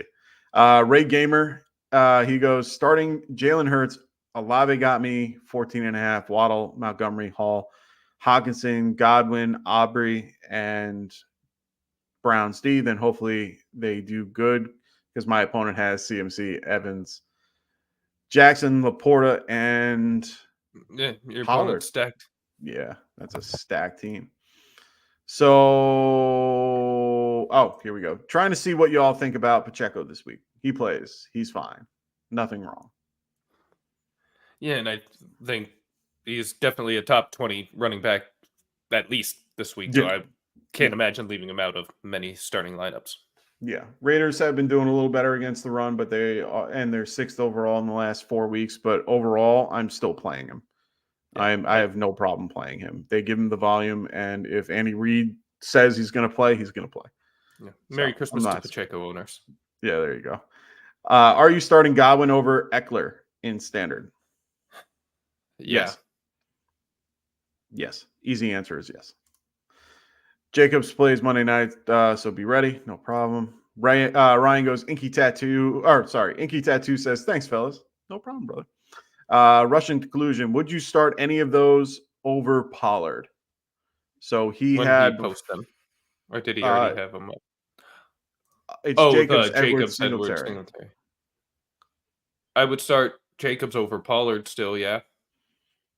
So, yeah, I would probably start Jacobs over Pollard going against the Dolphins. Dolphins have actually been pretty decent overall. They're 10th or they're 11th overall against the run. Yeah, they're a little banged up, but their defense is actually pretty good. One of the best DSTs to have right now. So for me, I would probably be starting Jacobs over those two. Jacobs and or Gus Edwards. I'll leave the caveat there for that one. So, all right, cool beans. Woo!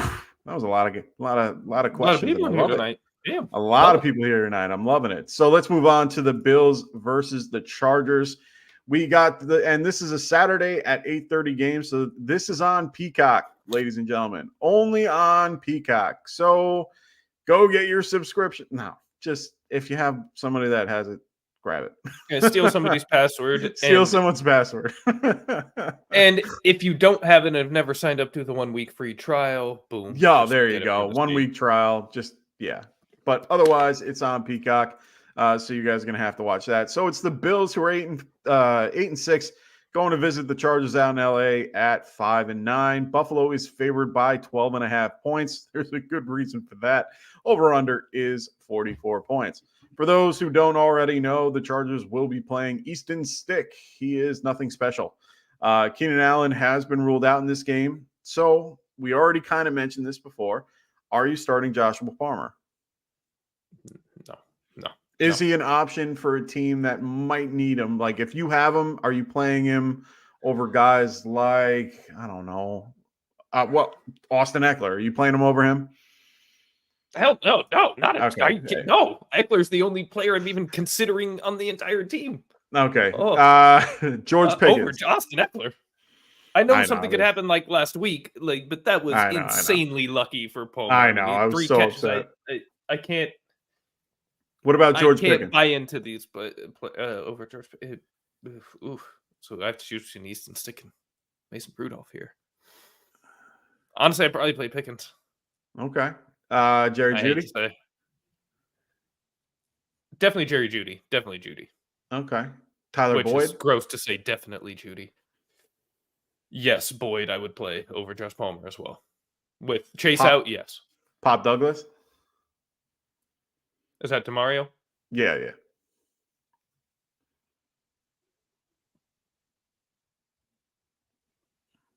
Yeah. Borderline there. Probably Palmer. Gabe Davis?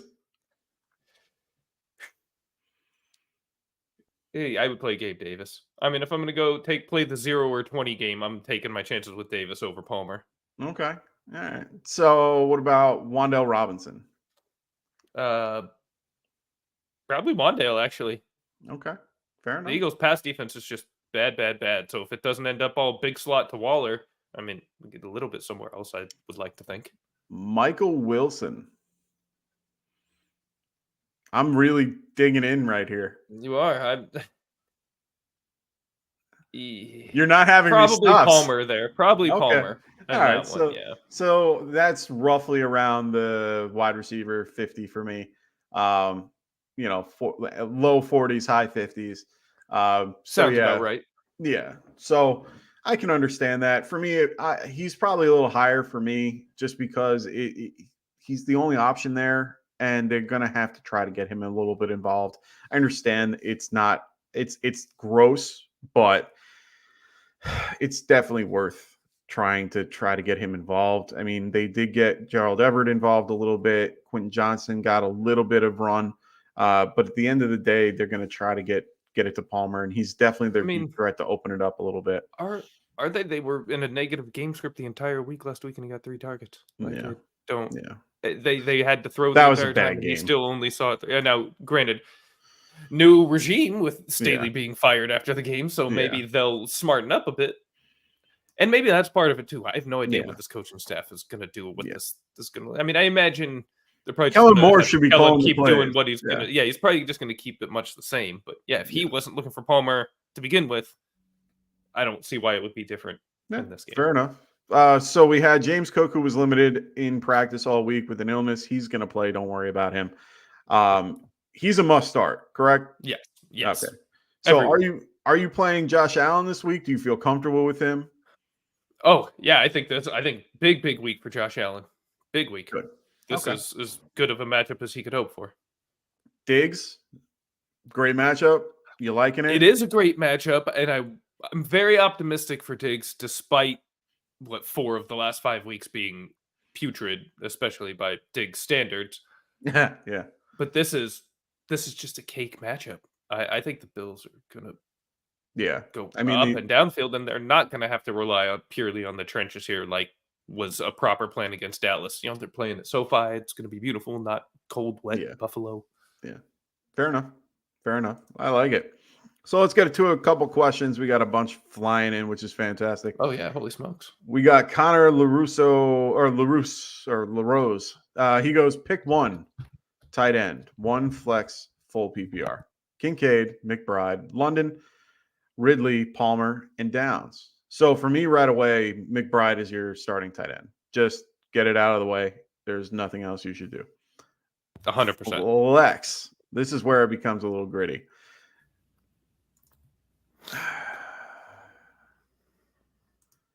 Yeah. I don't know here. This is where it gets a little dicey for me, to be honest. Kincaid.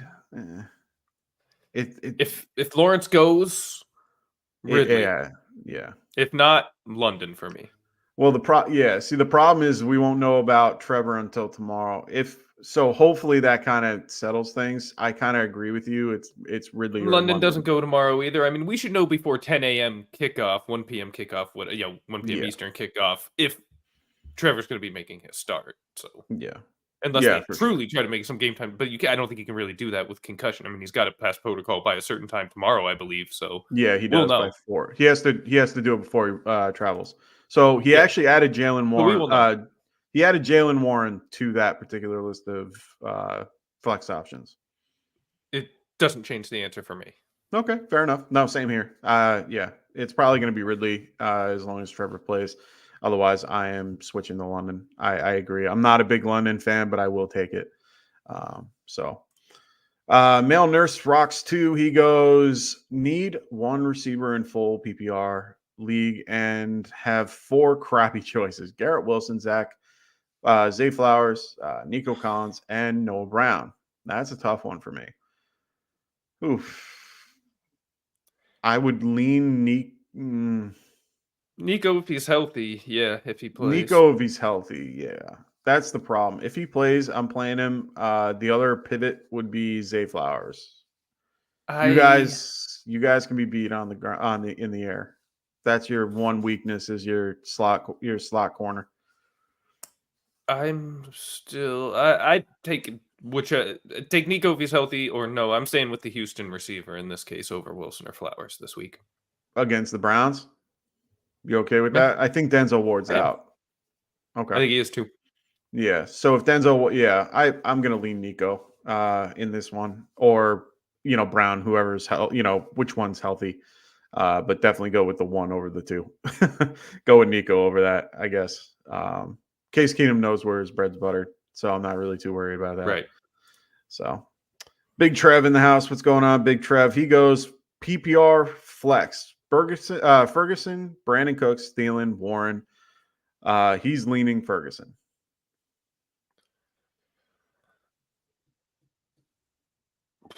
In good conscience, it's really hard to suggest tight end in a flex spot. Me too. I see why you're leaning that way looking at these options. I'm probably leaning Cooks myself. Okay. I'm leaning Thielen. I understand he's had a rough couple weeks, but they've been slowly getting him more involved the last few weeks. He's definitely the safer option for Bryce Young at this point, and they're trying to just keep it underneath and let's just get through the season healthy. They're trying to get the most out of him. I understand Brandon Cooks in that particular scenario, but I do think the Dolphins try to keep a lid on everything and keep everything a little underneath. They don't want Lamb getting loose, and they don't want Cooks getting loose. I think they're going to try to keep everything with too high safety and go like that. But you never know. And they're running with 2. If I remember correctly, they're running with 2 subs at safety. So they're going to really want to, they're going to want to prevent the deep throw. So that's how I'm leaning. Warren might be the only other exception. Bengals. I don't love the spot for Warren at all. Yeah, I'd go Thielen over Warren for me, it'd be Cooks, Thielen, Ferguson, Warren. Yeah, I'm going Thielen, Warren. I think mine would be Thielen, Warren, Cooks, Ferguson. Like that. Ferguson is definitely the end. You know what I mean? On principle, fantasy principle, I 100% understand. Yeah. But I still think I'd probably play him over Warren this week, given my druthers. And largely, actually, to what you said, when they're going to be trying to keep the top contained, that underneath passing work should be there for Ferguson. So may not be the worst idea. Sure. And we know Dak loves him anyways. Yeah.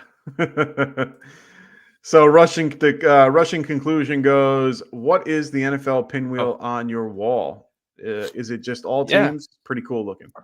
It is, yes. It's just a wheel with all the teams. I wish I had a way to set it up like a spinny wheel. I could do some more fun stuff with that'd it. be The cool. idea when I thought it was gonna show a little different on camera. So like when I was, especially for like preseason shows, gonna be putting a little something on the team that was being talked about. But as you can tell, you can't really see it like that closely. I'd have to have a kind of different setup, but it's still kind of cool to have it.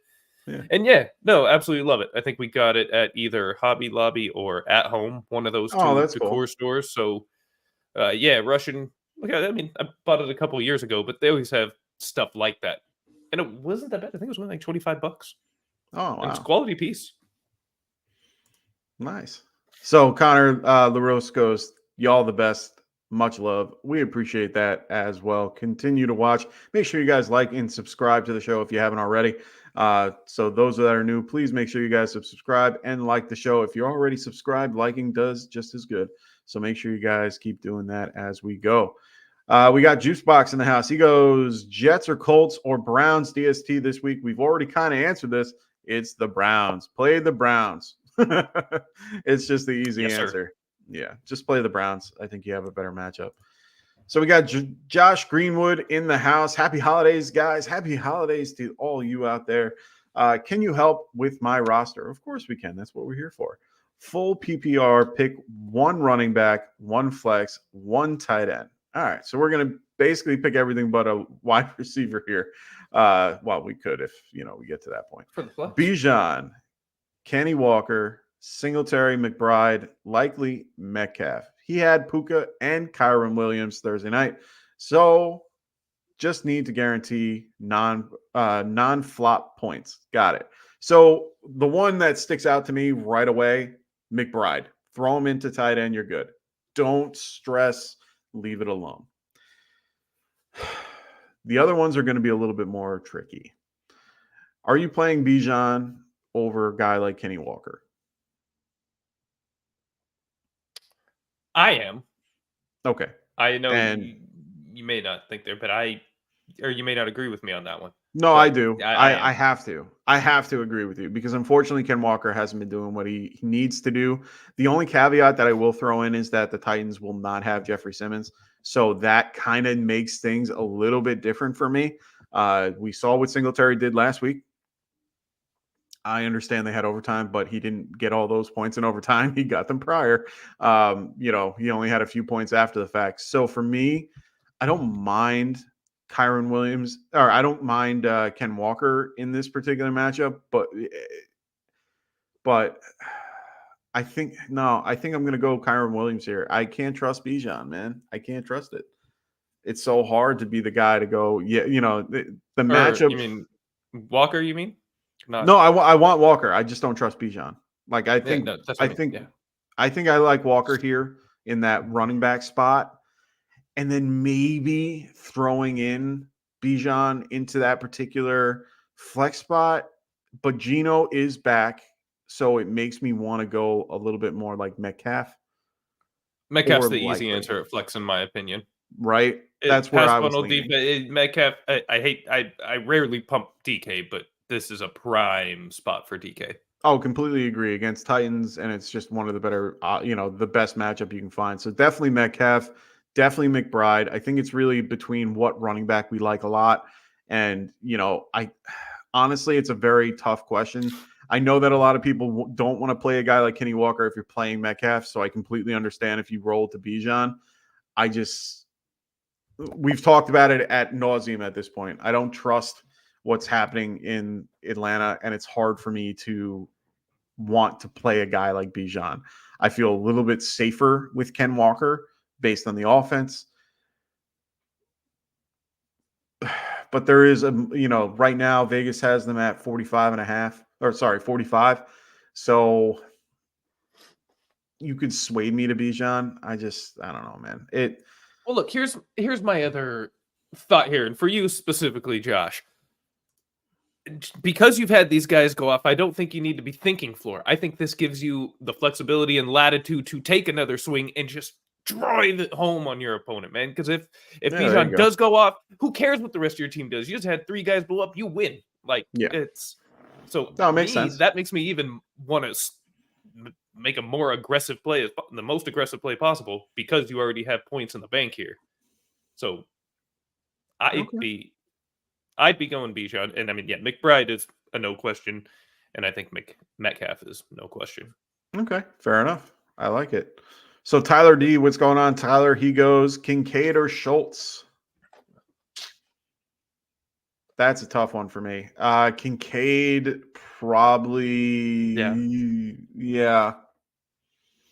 I think they're going to throw a little more here. Schultz is more into consideration if we find out Nico for sure isn't going, but even still, I'm probably leaning Kincaid. Yeah, for sure. So rushing conclusion goes, hey guys, sorry it's long. Kamara did nothing for me yesterday. Of course, he didn't do much for some people. So tell me your thoughts on lineup. Goff, Pollard, Kamara, Addison, Debo, likely, Butker, and flex goes to Jacobs and Higgins. Bench on next message. Okay, so he's got a little bit of a long one here. So this is who he currently has starting. So Goff at QB, Pollard, Kamara at running back, Addison, Debo at receiver, likely at tight end. Flex with Jacobs and Higgins. Okay. So he's going to give us the rest. Bench. Here it is. The bench is Love, Edwards, Singletary, Cooks, and Deontay Johnson with Waller. Okay. So I like the lineup overall. I don't think I'd make any changes as it stands. Yeah, I don't think I would make any changes either. No, I wouldn't make any changes. I think that's what you got to roll with. I think that's your best option moving forward. So. Yeah. So Juicebox, he goes, do you see Kamara doing better things against the Bucs next week? Yes, I do. Yes. I can't imagine he has a season low output 2 weeks in a row, especially with a matchup like Tampa Bay. Tampa Bay has been sucking very much lately. They've been having a ton of injuries and the problems with Devin White. So pretty much they've lost one of their best defensive guys just because he wants a bigger contract. So it's one of those things where take advantage while you can, and that's what I'm taking advantage of. And Baker is taking the call and going, hey, I'm going to throw a ton of, I'm going to let you guys, if you guys want to score on my defense, I'm going to come back and throw a bajillion yards and have a great game. So go for it. I want Baker to do well. We got Igneous Pennyfeather. What's going on, brother? He goes, start one, DK, a chain, or Bijan. I knew Bijan would be the big guy in this particular thing. I wonder why. Well, I used him as the thumbnail. So start one, DK, a chain, or Bijan. I think I'm going to roll with DK here. Yeah, I agree. 100%. Rolling with DK. I'm obsessed with DK this week. Yeah. Oh, for sure. Dolphins, Bears, or Broncos defense. This is a really tough one for me. It's either Dolphins or the Broncos for me. I might lean the Broncos, even though I really like the Dolphins. I've used them the last few weeks, but I'm going to roll with the Broncos here. For me, it'd be the Bears or the Broncos. I think the Dolphins' little fantasy defensive run ends in a horrific way this week. And I'm leaning Broncos too. Weather, Zappy. Well, it's Zappy. It's more Zappy than anything. Yeah, it's more Zappy, but I like the added element of the elements. That only helps in terms of potential turnovers in my mind. Yeah, fair enough.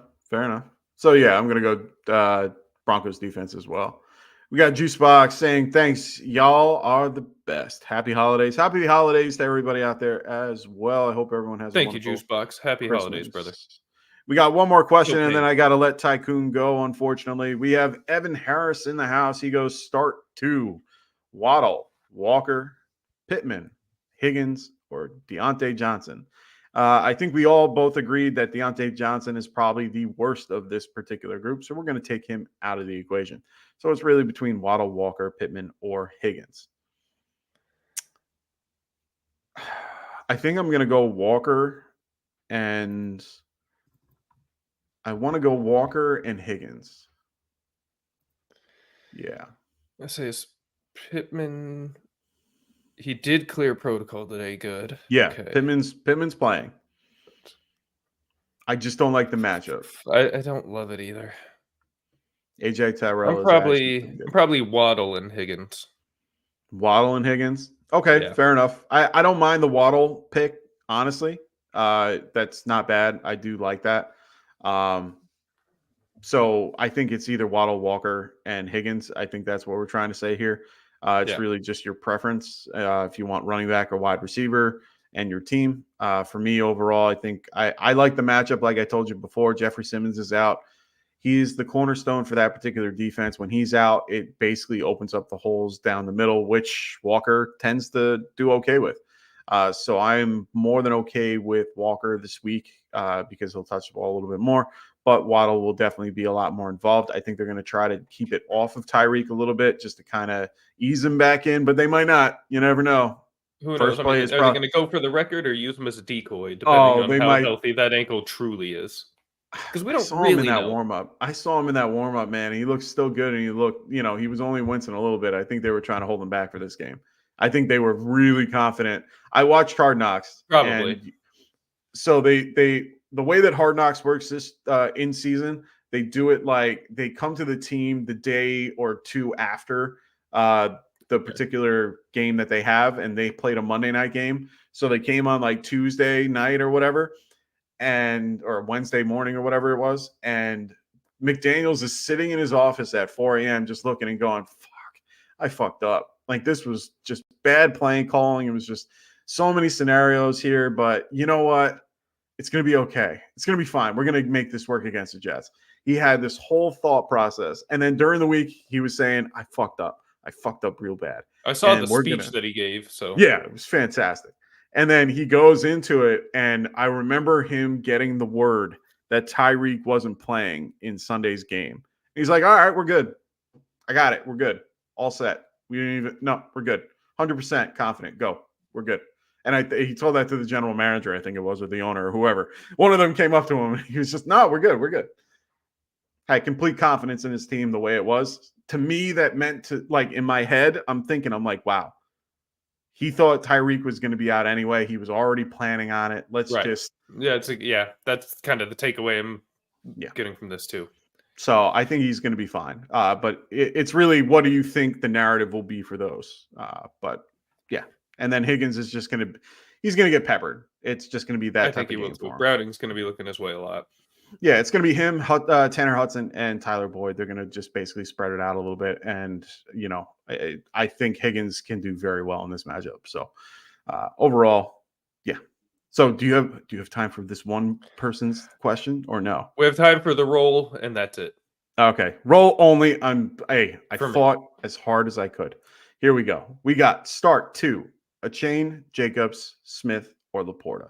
Now, I'm starting Laporta. Laporta and Jacobs. Yeah, I'm going to go. That's where I'm going. I'm going Laporta, Jacobs. Devontae Smith has not practiced the last 2 weeks with a knee injury. Achane, the matchup's tough. I do think he'll do okay. He'll but be fine, overall, but these are better options. Yeah. So I think Jacobs and Laporta are your best options. So Tycoon, thanks you a lot. So does Rushing Conclusion, as well as Tyler D. I know we didn't get to his question, but it's Kincaid or Waller. I'm going to lean Waller. Yeah. So we're both leaning Waller. Well, at least there. that was an easy one. See, I got you an easy one right before. We're not leaving. I'm not leaving. Mike's staying. There we go. I have now my own family commitments here. We're on opposite coasts. He was able to try and wrap his up before jumping in. I got to try and wrap this up so I can get to them. Yeah. So we appreciate all of you in the Get Right family. I love you, Mike. Thank you for having me here.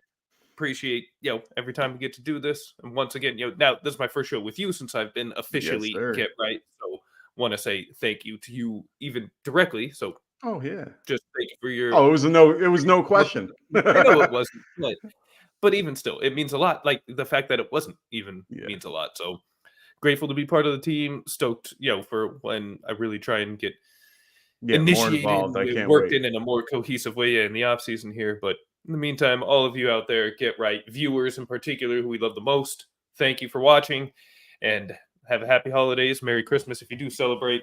go get some little Neros, baby. There you go. I love And it. I win love some it. titles. Win your semifinals here. Let's talk next week and get those chips.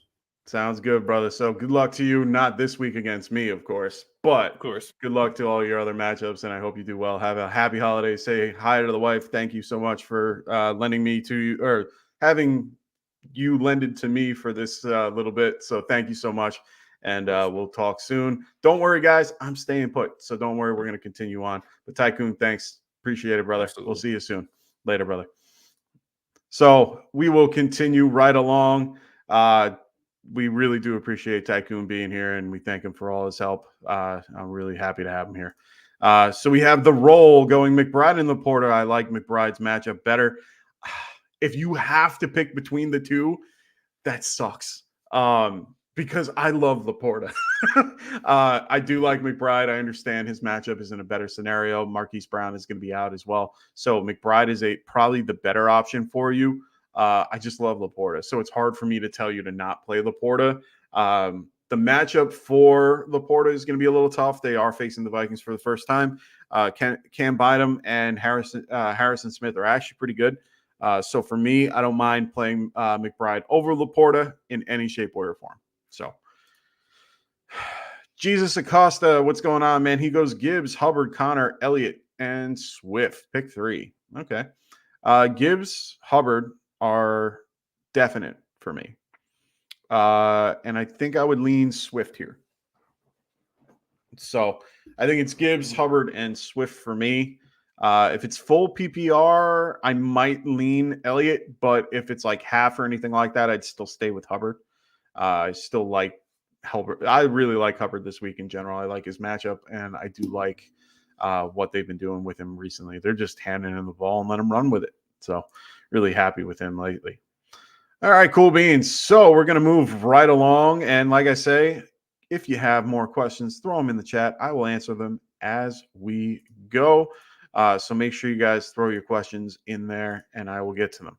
I will make sure to get to them at the end of me just breaking down the games. So don't worry, I didn't forget. I will see your question and get to it shortly. So we're going to continue on with the Colts versus the Falcons. Colts are 8-6, going to visit the Falcons, who are 6-8. Both teams are still trying to fight to get in. The Atlanta Falcons are favored by 2.5. Over-under is 44.5. Colts, right now, it looks like JT and Michael Pittman will both be good to go on Sunday. Michael Pittman did clear concussion protocol and was a full participant in practice on Thursday and Friday. So he is good to go. So is Jonathan Taylor. He is off the injury report. So Jonathan Taylor will be playing this week.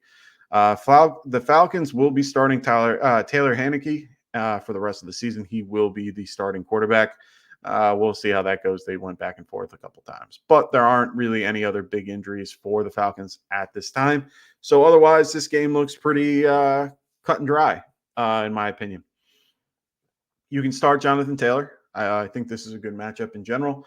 Right now, Falcons have kind of been a little bit loose against the run. They're 13th overall. They were a lot higher throughout the year. Colts, Pittman, I'm okay with even after the injury.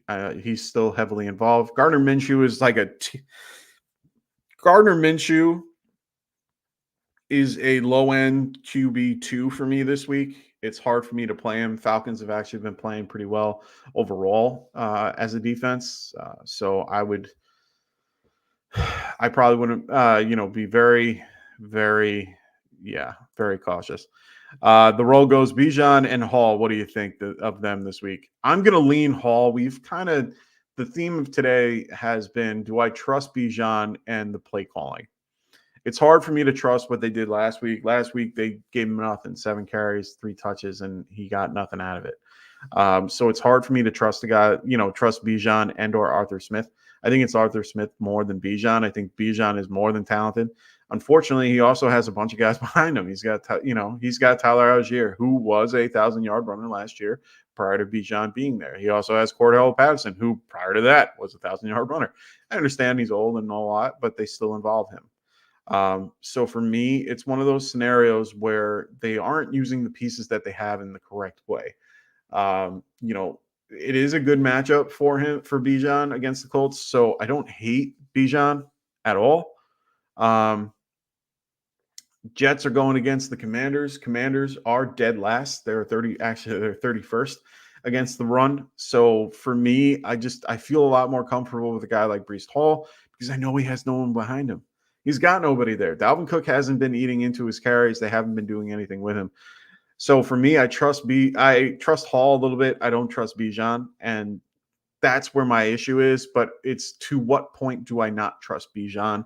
And I think that's the tougher question to answer. I think when you get to the guys like Singletary, James Conner, Javonte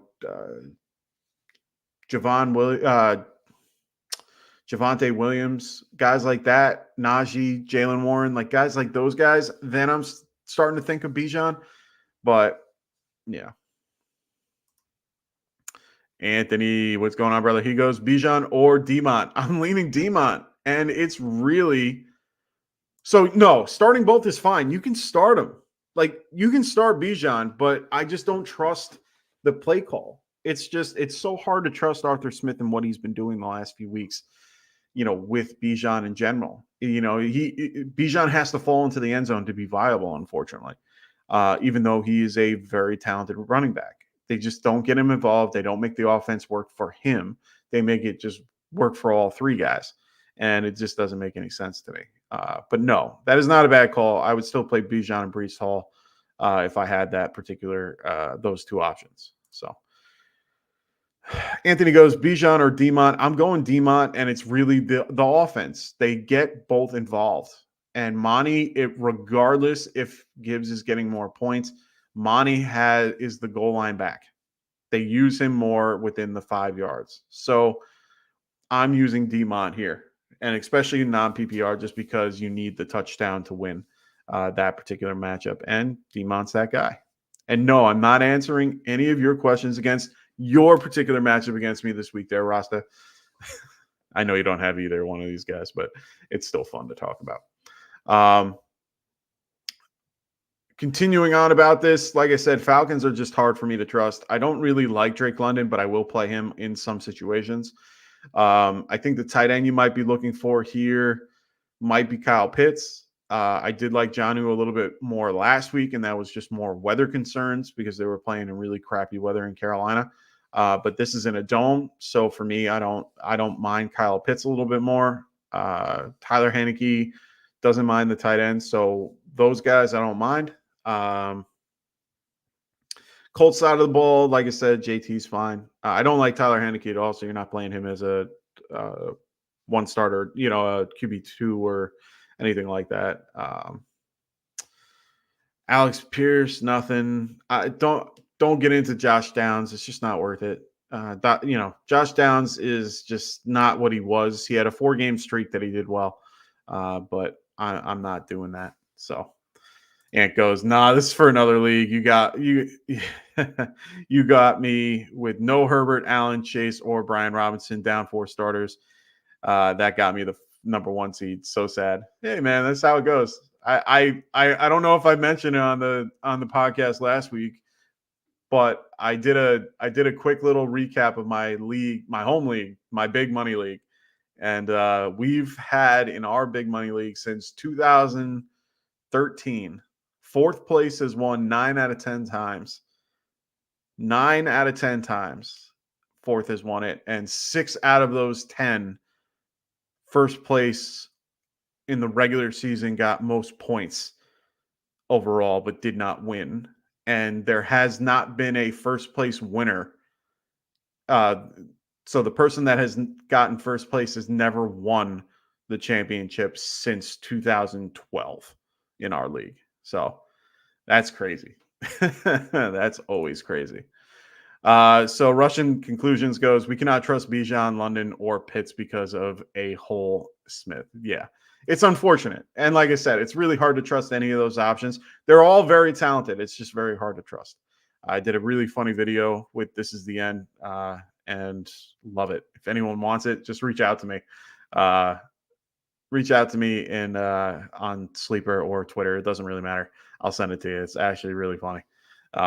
Really like that video. So we buy homes near you 512. What's going on, brother? Hope all is well. If you're new to the show, make sure you subscribe and like the show. He goes standard format. Got it. Played Kyron Williams and Kamara last night. Luckily, Williams scored a touchdown. Must win this week. Of course, we want you to win. Who should I flex? Brees Hall, ETN, K9, Saquon Barkley, or Isaiah Pacheco? Jesus Christ, what type of league is this where you have every one of these options? Jesus Christ. I'm probably going to lean ETN here as the guy. I like all the other guys. Believe me, that's why I said, holy Christ, you have a wonderful team here. But I'm going to flex, if anything, ETN. If you're flexing ETN, God, who do you have in your running back spot? You have CMC and well, you just said Kerwin Williams. So you have Kerwin Williams and CMC, I'm assuming, plus, ETN. That's good for you, brother. Good for you. Standard format, I'm still playing ETN. He's the one that's got to fall into the end zone here. Everyone else is kind of in rougher matchups. So, yeah, I'm going to roll ETN. All righty. Cool beans. So, like I said, keep throwing your questions in the chat. I will answer them as we go. And I will get to them as soon as I'm done breaking down the teams real quick. Next, we got the Packers, who are 6-8, going to Carolina to face the Panthers, who are 2-12. Green Bay is favored by 5. The over-under is 38. Yeah, so this game is going to be some fun. Right now, it looks like Christian Watson probably will not play. Aaron Jones is playing in this game. Panthers don't really have any big injury concerns, so that's good for them. I'm playing Hubbard, like I've been saying before. Aaron Jones, I'd play. I don't like Aaron Jones overall, but I do think he's a good play this week overall. Panthers have been a little bit better against the run, but I'd still play him. If Jaden Reed is out, he is currently listed as questionable and hasn't really practiced most of the week. I think Romeo Doubs is a fine start. You can definitely use him. I think he'll do just fine. Wicks would be the second option in that group. And then, Tyler Kraft. Tyler Kraft is on the low end or the high end of the tight end conversation for me. Panthers wise, I think the only guys you can really start are Hubbard and Thielen. I think those are the only two guys that you can really focus on. I know Jonathan Mingo as well, but it's hard to trust. He's a boomer bust guy at this point. Thielen is a little bit more consistent. No tight ends that you're playing with, and I'm not playing Brees Hall unless you have a gun to my head and force me to put him in my lineup. But other than that, let's move right along because that game is boring. Browns that are 9-5 going to visit the Texans in Houston at 8-6. Right now, Cleveland is favored by 2.5 points. Just to give you perspective, before the beginning of the week, this was Houston favored by 2.5. As soon as the news came out about CJ Stroud being out, it switched to Cleveland, 2.5 points. The over-under is 40 points. It also dropped 2.5 points as well. So it looks like Nico Collins is on track to play this weekend. Case Keenum looks like he will be the starter, so that's good to hear. There's really no real crazy news about the Browns QBs or anything like that. Or Browns in general. There's no real crazy injuries. So this is a great question by Gerard. He goes, Flacco or Browning? This is actually a really great question. I'd probably lean Browning, but they both have the same type of matchup. Both are going against really good pass rush defenses. It's really just which team has the better surrounding cast. Browns offensive line is up at the moment. They're the ones that that's the part of the Browns defense or Browns offense that is really tough right now. Bengals are doing pretty well on all cylinders, and they have a good lineup even without Chase. So for me, I'm going to lean Browning. I think he has the higher floor because of the rushing. He can rush and not really worry about stuff. Flacco, unfortunately, is more of a pocket passer, and Houston can definitely rush that pocket passer. So I'm not really too worried about it. So he goes, I was leaning Browning because Pitt's defense is decimated. Yeah, they're also beat up. Mika Fitzpatrick's, he's out. They still have their pass rushers. They still have Breece Hall and all that. Or not Breece Hall. TJ Watt. And I think Highsmith is, I don't know if he cleared concussion protocol, but he was definitely close to it. But I'm in the same boat, brother. I have to play Jake Browning. I'm playing him in one of my playoff matchups, so don't worry. I'm right there with you. I had no choice. It was either Browning or Trevor Lawrence, and I'm leaning Browning. I just have to. Do I think Trevor Lawrence plays? Probably. Jeff Mans, I listened to him the other day, and he's like, he's basically the NFL golden child. He will play. They're going to make it so he plays. I'm like, yeah, okay. All right. You make a good point that he's the golden child, but I don't know if they're going to push him through the protocol to make it that way, but we'll see. All righty. So we got Smokey the Cat in the house. What's going on, Smokey? Hope all is well with you. He goes, what's up, everybody? Sorry I've been MIA. Just came back from Cancun. You lucky bastard. I would die there, but lucky you. Hope you had a great time, brother. I would probably melt. I'm bright white. Am I wearing a shirt right now? Anyway. So we got the roll going. Bijan had one bad week in the last 5 games. I feel pretty good about him this week and a good matchup. And with Smith coaching for his job, Bijan should get involved if Smith wants to keep his job. Yeah, you would think so. But then why didn't he play him last week? That's my only thing. Why wouldn't you play him last week? It is what it is. Hopefully he does better this week. He doesn't have a horrible matchup. Colts are currently 25th against the run. They should run the ball. That's just what, if you're looking at metrics and shit, run the damn ball. But we don't know. They should have done that last week against the Carolina Panthers. They didn't, and they ended up losing. So that's the tough part. Zach Drew, what's going on, brother? He goes, pick 2 flex and a running back. Okay, cool. Bijan, Zeke, Addison, T. Higgins, Monty, Jalen Reed. Got it. So I think I'm going to go Addison here for sure, and especially if this is PPR. Going to go definitely Addison in one of the flex spots. If Jaden Reed is playing, which right now he is questionable. If Jaden Reed is playing, I might consider him for the flex. But if he is not, I might lean.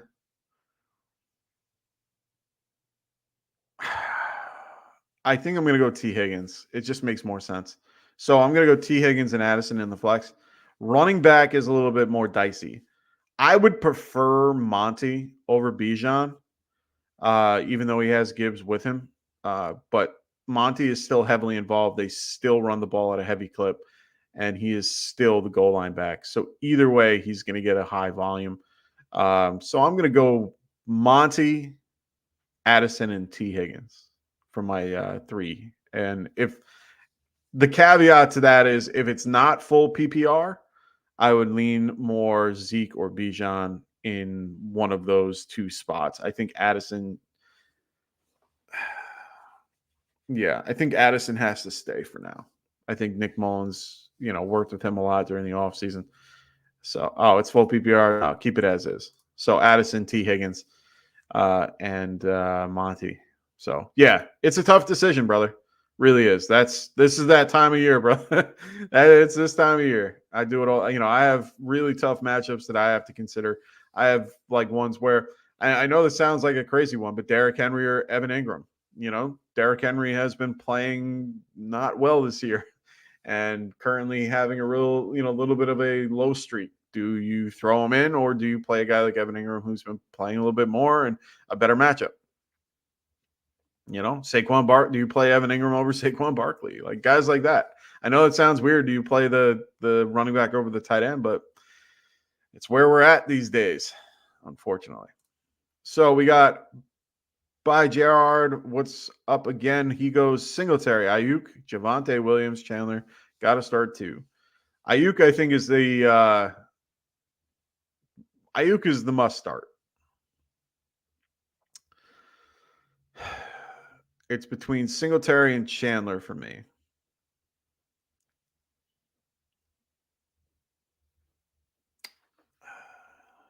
Singletary and Chandler. Looking at all my stuff, I think I'm going to go Singletary. Going to go Singletary there.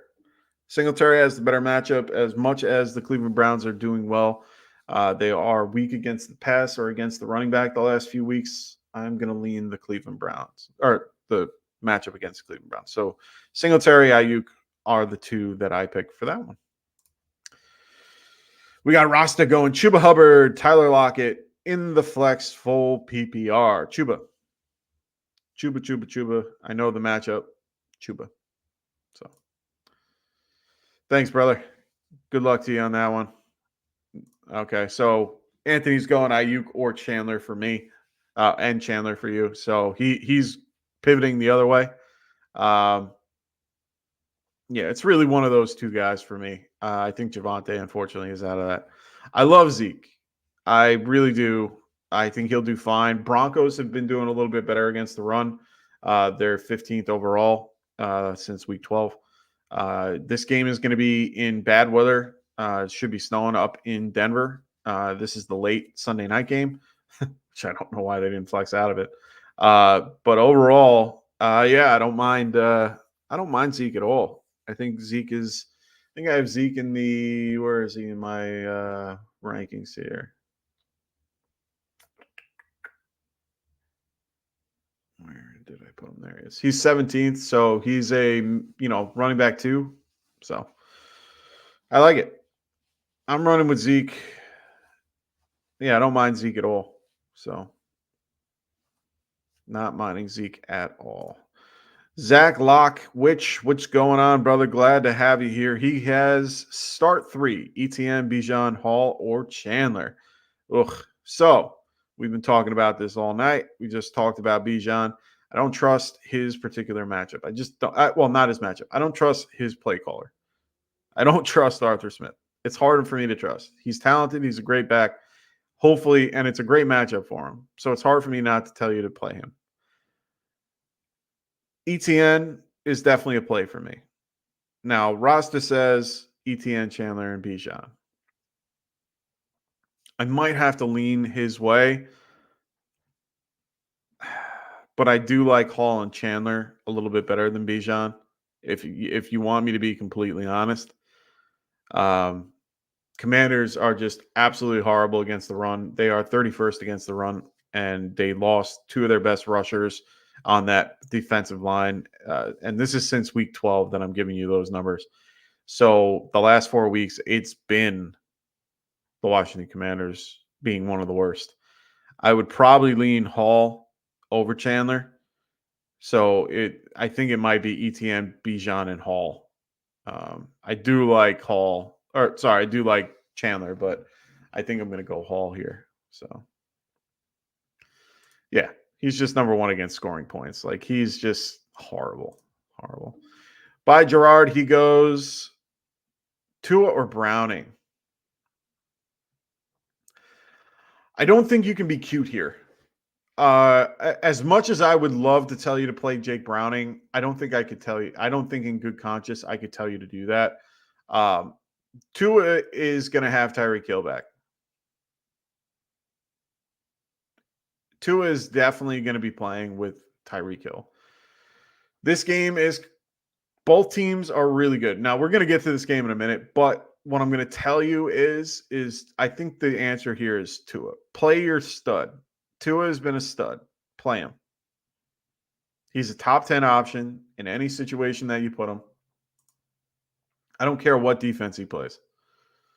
He's 8 in my rankings currently. I'm playing Tua. Yeah. Oh, shouting out. Okay, fair point.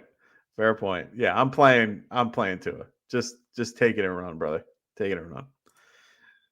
Zach Drew goes right. Looks like he's heading to my bench. Yeah. Bijan is playing the Colts defense, who give up 4 more points to the running back position. Actually, they are currently, since week 12, they're 25th worst. So I agree. It's a horrible matchup. I just hate the play. It's a great matchup for Bijan. I just don't trust the play caller. I would, in this particular scenario, play ETN. I would play ETN, Hall, and Bijan. I would not play Chandler over those 4. That's just me, though. I would play Bijan in this scenario, but very rare that I would suggest otherwise. Because, yeah.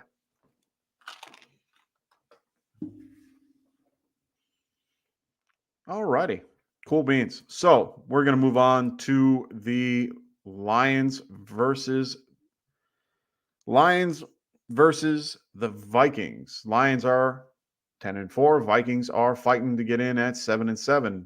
Detroit is favored by 3 points. The over-under for this game is 47. So right now, Alexander Madison is out. So we keep talking about Ty Chandler. It's one of those scenarios where we have to ask the question, do you trust Nick Mullins in this particular matchup? Now, I like Mullins as a low-end QB2, high-end QB2, roughly. I have him at 15. So, yeah, high-end QB2. It's not a horrible matchup for them against the Lions. Lions have been a little bit better as of late, but they still give up a lot of points to the QB. 28th against the QB. So I don't hate this matchup at all for Mullins.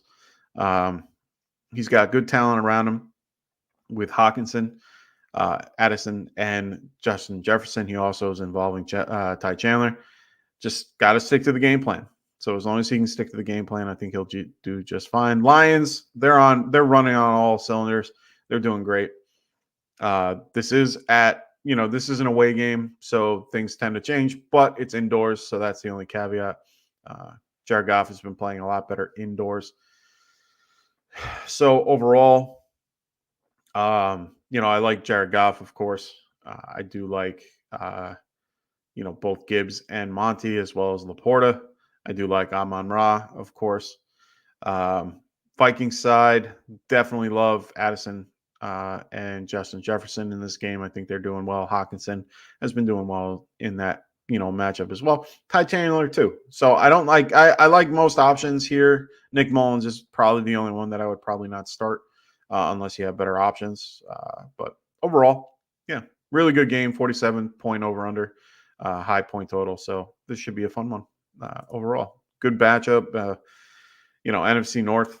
On top of all that, both teams. Well, Vikings are still in it; they're definitely ahead, and Vikings are trying to fight to get in. So, should be a good game.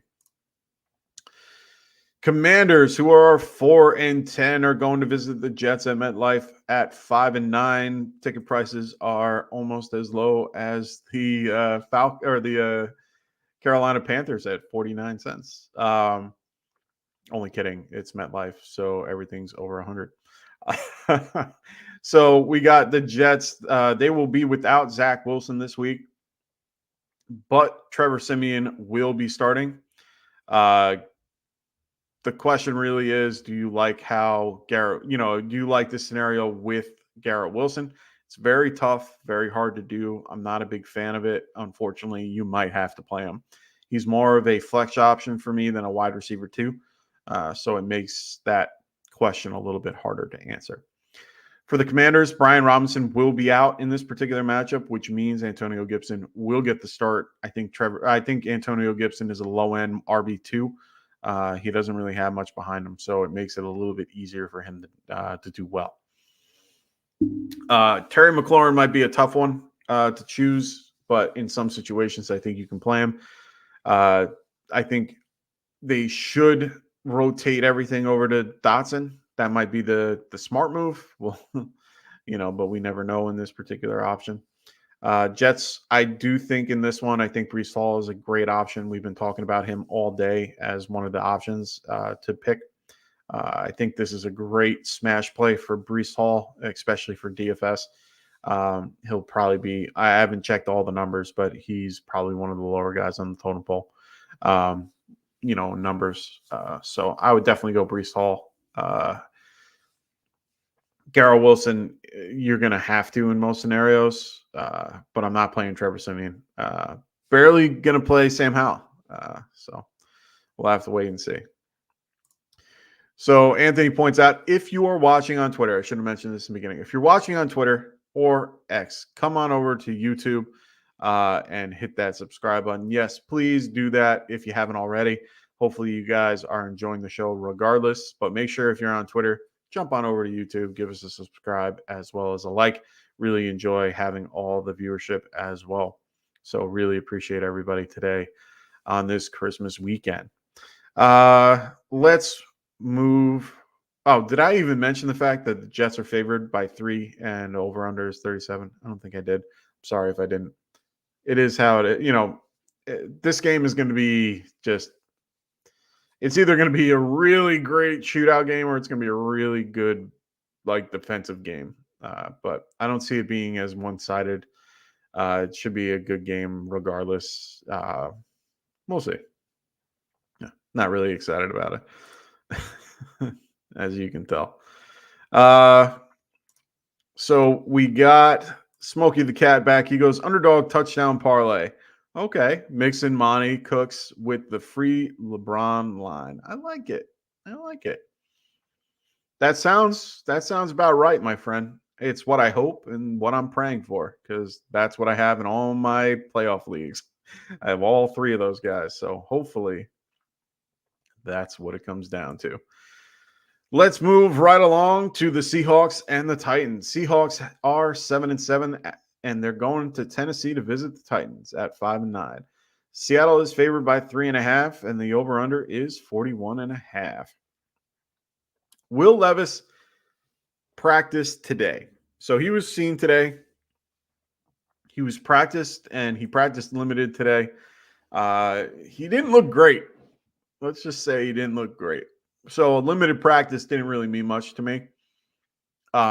He looked hobbled. I mean, he's trying. I give him credit. He's a tough kid. But his knee is pretty much wrapped up in tape, and they're pretty much just trying to get him, going. Ryan Tannehill will take over if Levis can't go. So we'll wait and see. We're going to have to wait until a little closer to game time for that one.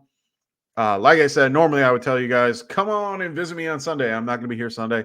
I have family obligations for Christmas Eve. So make sure you guys, set your lineups, get them set. Keep an eye out on, Twitter, on our notifications. I'm going to do the best I can to give you guys as much information as possible prior to game time.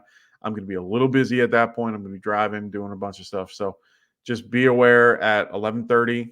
They put out all the actives and inactives on Sunday. Just be aware. Just keep your eyes open. But overall, I don't think Levis plays. I do think it's Ryan Tannehill at the end of the day. So we're going to have to wait and see how that goes. For the Seahawks, Geno Smith should be good. He looks like he's good to go. JSN has been doing well lately. Ken Walker and Charbonnet should be fine. In this game, I do like Ken Walker. Also defensively, Jeffrey Simmons is going to be out for this game. That opens up things in the middle of the field. And as we saw with Singletary last week, if Singletary can do it, Ken Walker can do it too. And so can Charbonnet. So I don't mind either one of Kenny Walker or Charbonnet. I think both are viable options, to be fair. I do think that this game overall, Seahawks are a little bit more favorable. Even though they've, their points against the running back recently, defensively, they're about 17 against the run. So hopefully this is a better matchup for Henry. I know that we were talking about Henry before and his particular way of doing things. Henry is, he had a rough week, really rough week for a lot of those in the playoffs. This is the time of year he usually does well. It gets cold. Unfortunately, there's no snow in Vermont. That's a fantasy footballer's reference. But, this is where he starts doing well, is the end of the year. Unfortunately, he hasn't been showing that. I think the big question is do you start him over guys like, I mentioned guys like Ingram, Spears, Chandler. I'm probably going to be playing a couple of those guys over Henry. It's really tough. This is a really, tough time of year to gauge where Henry is overall. I wish Tycoon was here to, ask this question. But overall, passing options, D-Hop is a mid wide receiver 2 for me, maybe a low-end wide receiver 2. You're not playing Chig. I think Chig might be out. He didn't practice today or yesterday. So that's going to be a tough one. Seahawks-wise, you're playing DK. You're definitely playing either one, DK or Tyler. JSN is moving up too. So JSN, you can start throwing him into flex options if you are in that scenario. JSN is a pretty good option lately. They're using him and getting him a little bit more involved. Drew Lock got him involved. Hopefully Geno looks his way as well. So I'm liking Seahawks a little bit more than Titans this week.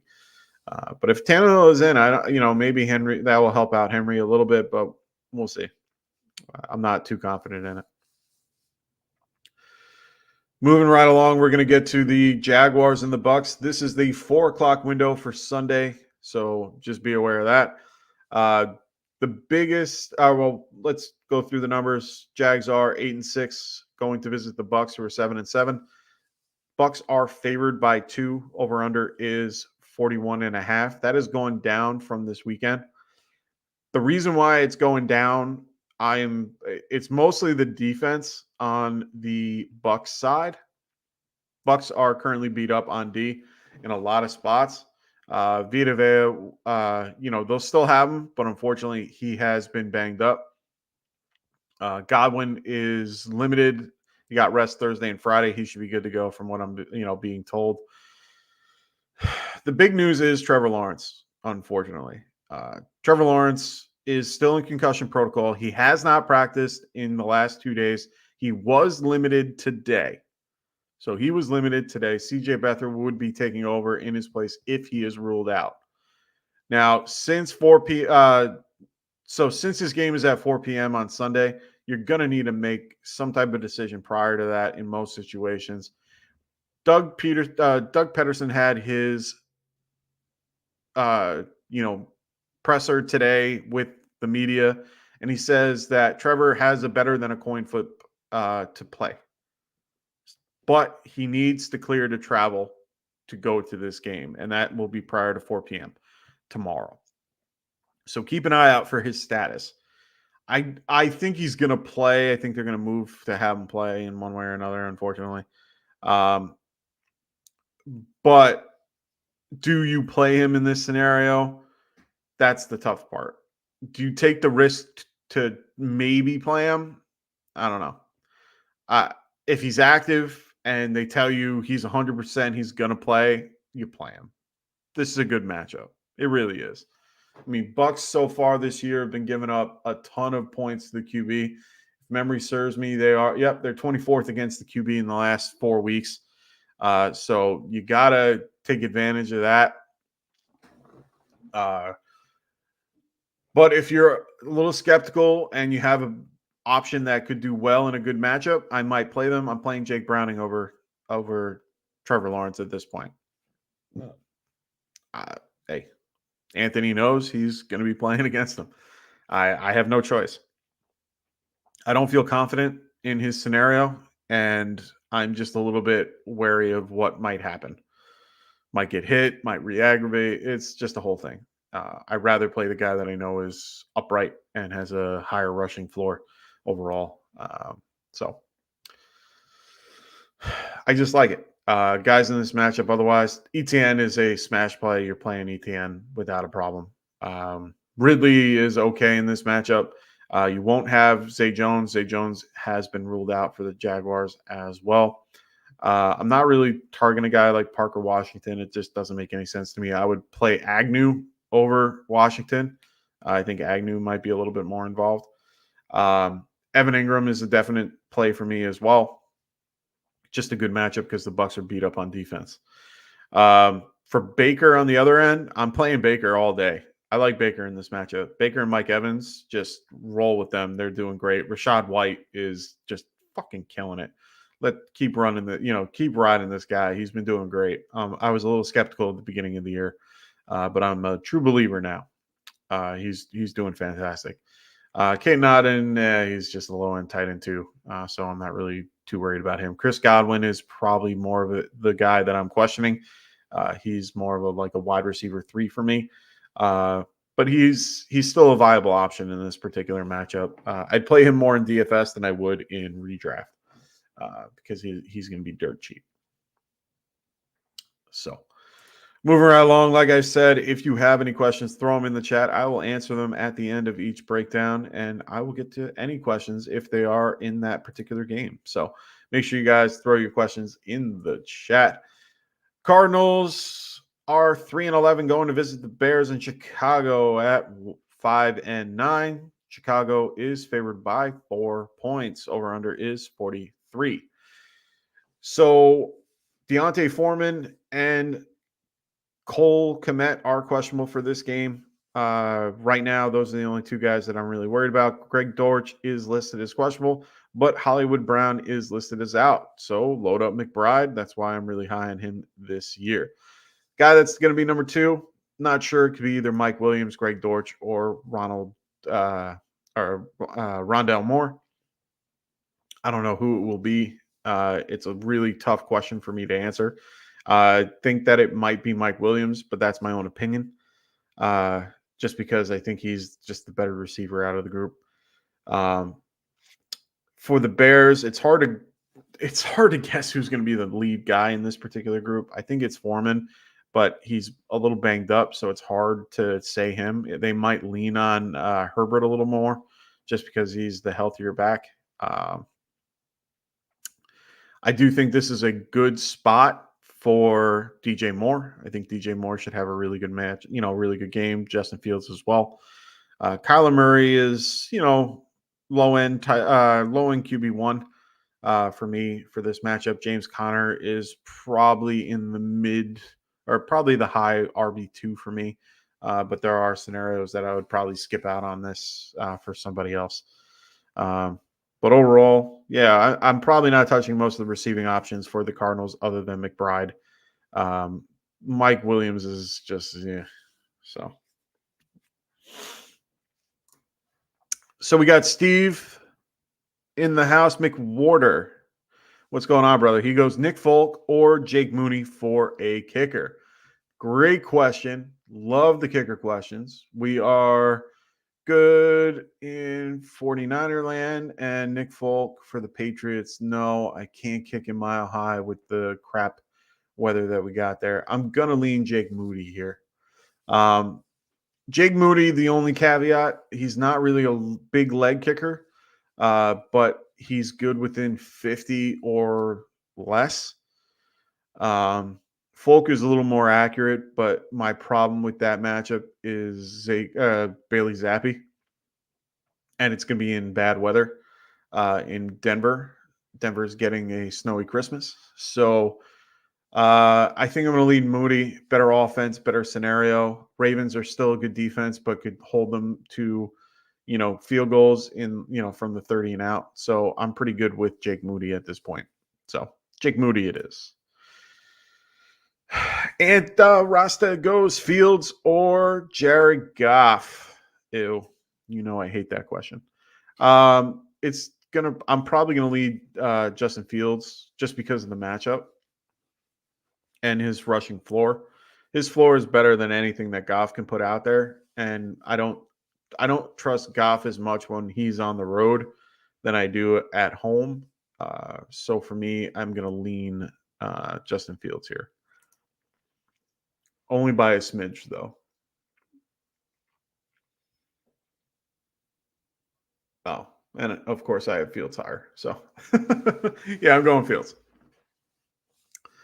All right, this is the game of the week. This is the Cowboys versus the Dolphins. Cowboys are 10-4. Dolphins are 10-4 as well. Miami is favored by 1 point. The over-under is 50. This is the highest scoring one of the group. Both teams have been doing crazy. Great. They've just been out of control. Tyreek Hill is listed as questionable. He's the biggest injury we're tracking for this team. All signs point to Tyreek as playing. I'm like 98% sure he's playing. I mentioned it before, watching Hard Knocks. It just seems like they were getting him ready for the Dallas game. They were pretty confident against the Jets. A little cocky, if you might, if you ask me in another light. He looked good in pregame warmups overall. I saw the pregame tape. He looked actually pretty good. If you looked on Hard Knocks, he looked fast. He looked like he could cut well. So I'm pretty happy with that overall. Mostert is good to go. He was just resting up. They were keeping him ready to go for this matchup. Everyone else is pretty healthy. Tua's a little banged up. He actually mentioned that in Hard Knocks, that he's just a little sore. But overall, he's doing okay. Dallas right now, Tyron Smith and Zach Martin. So Tyron Smith is listed as doubtful. Zach Martin is questionable. That's not good for that line. That's actually a bad thing. Thankfully, I mean, this game is going to be overall really. I think this is going to be a great game to watch. I'm hopeful that I can get to watch this game, because this game looks like it's going to be a freaking shootout. But it could be a defensive battle. Both defenses are very, good.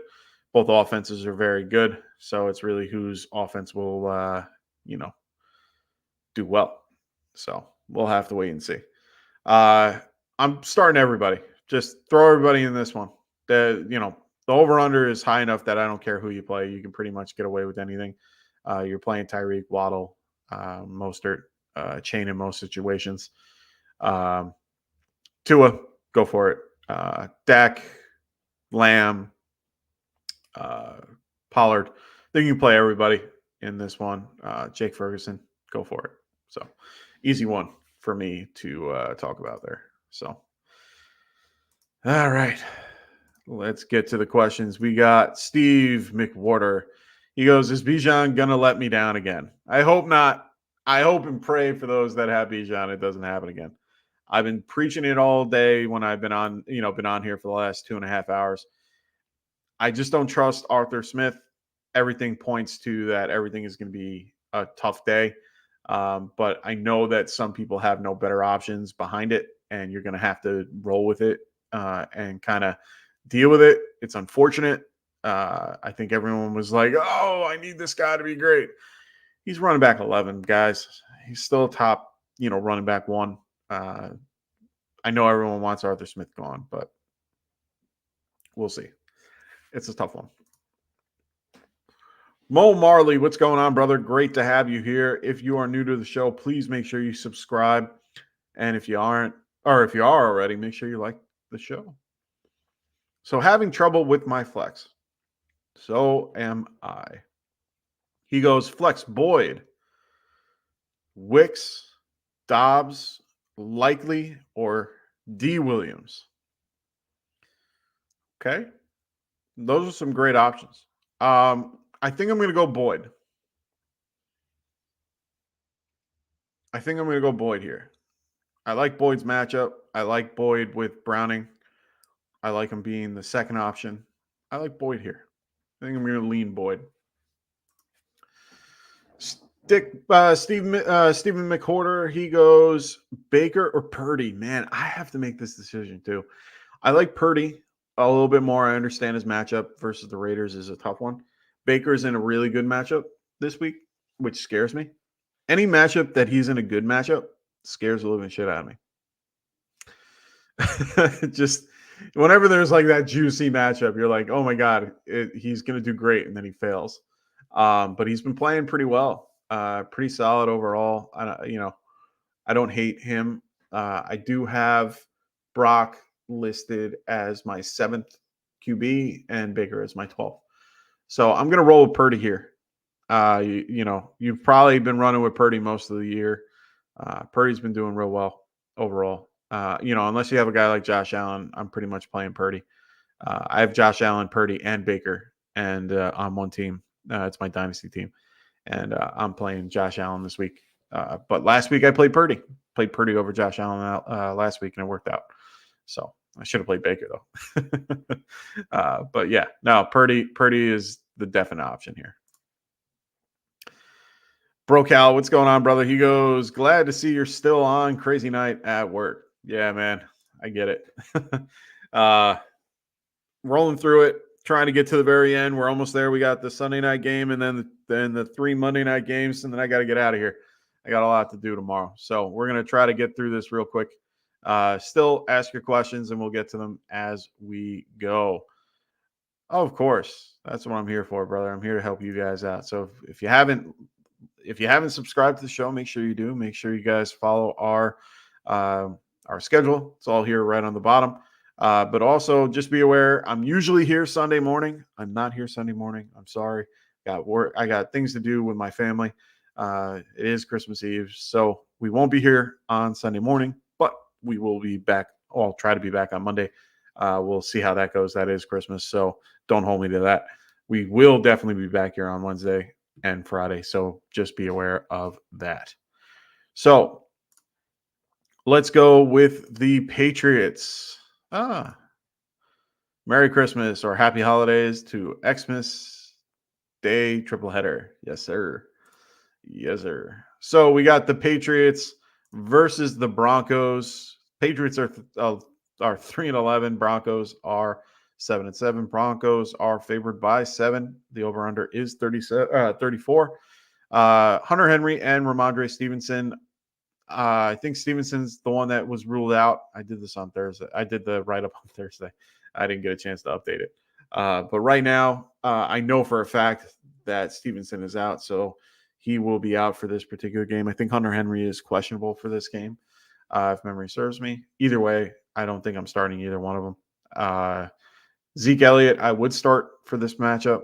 Broncos are pretty healthy. Cortland Sutton, roll him out. You can maybe use Russ he's a low-end QB1 for me. I currently have him at 13, so he's right at the, that cusp of in between. So either one is fine. I don't think I'm starting anybody else in this particular matchup. I am starting the Broncos defense. Roster is starting the Broncos defense. So, all righty. Wait a minute. Did someone mess this up? I feel like someone is playing a trick on me, but they're not. I just moved things around. Okay. Cool beans. One more. What about Rashid Rice? You know what? We're going right into this. So this is great. So one more. What about Rashid Rice? Pacheco might come back. Pacheco is back. He's back. So Pacheco is good to go. So don't worry about Pacheco. Rashid Rice is a great play this week against the Raiders. They haven't been doing great against the pass. They are currently 12th overall since week 12 against the wide receiver. So for me, I don't mind Rashid Rice at all. He's the top option so far in Kansas City. Fortunately, Travis Kelce is too involved in his particular relationship, I think.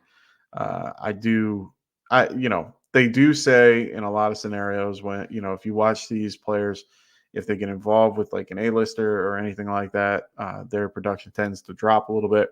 And it's really because of the concept that they are a little bit more out and a little more doing things. You notice he's in a ton more commercials. He's got a lot more popularity. It's just not what he's used to in his normal daily routine. So I think overall, Rashid Rice is, being that under the radar guy and doing real well, taking on that role. So really do like Rashid Rice, do like Pacheco. He will play. Just be aware. Andy Reid said he is playing. So Jelly of the month. I love it. Broncos DST or Jets DST. Both are great, but I do like the Broncos a lot more against Zappy than I do the other one. Because the over-under for this game is the lowest on the slate. It's 35.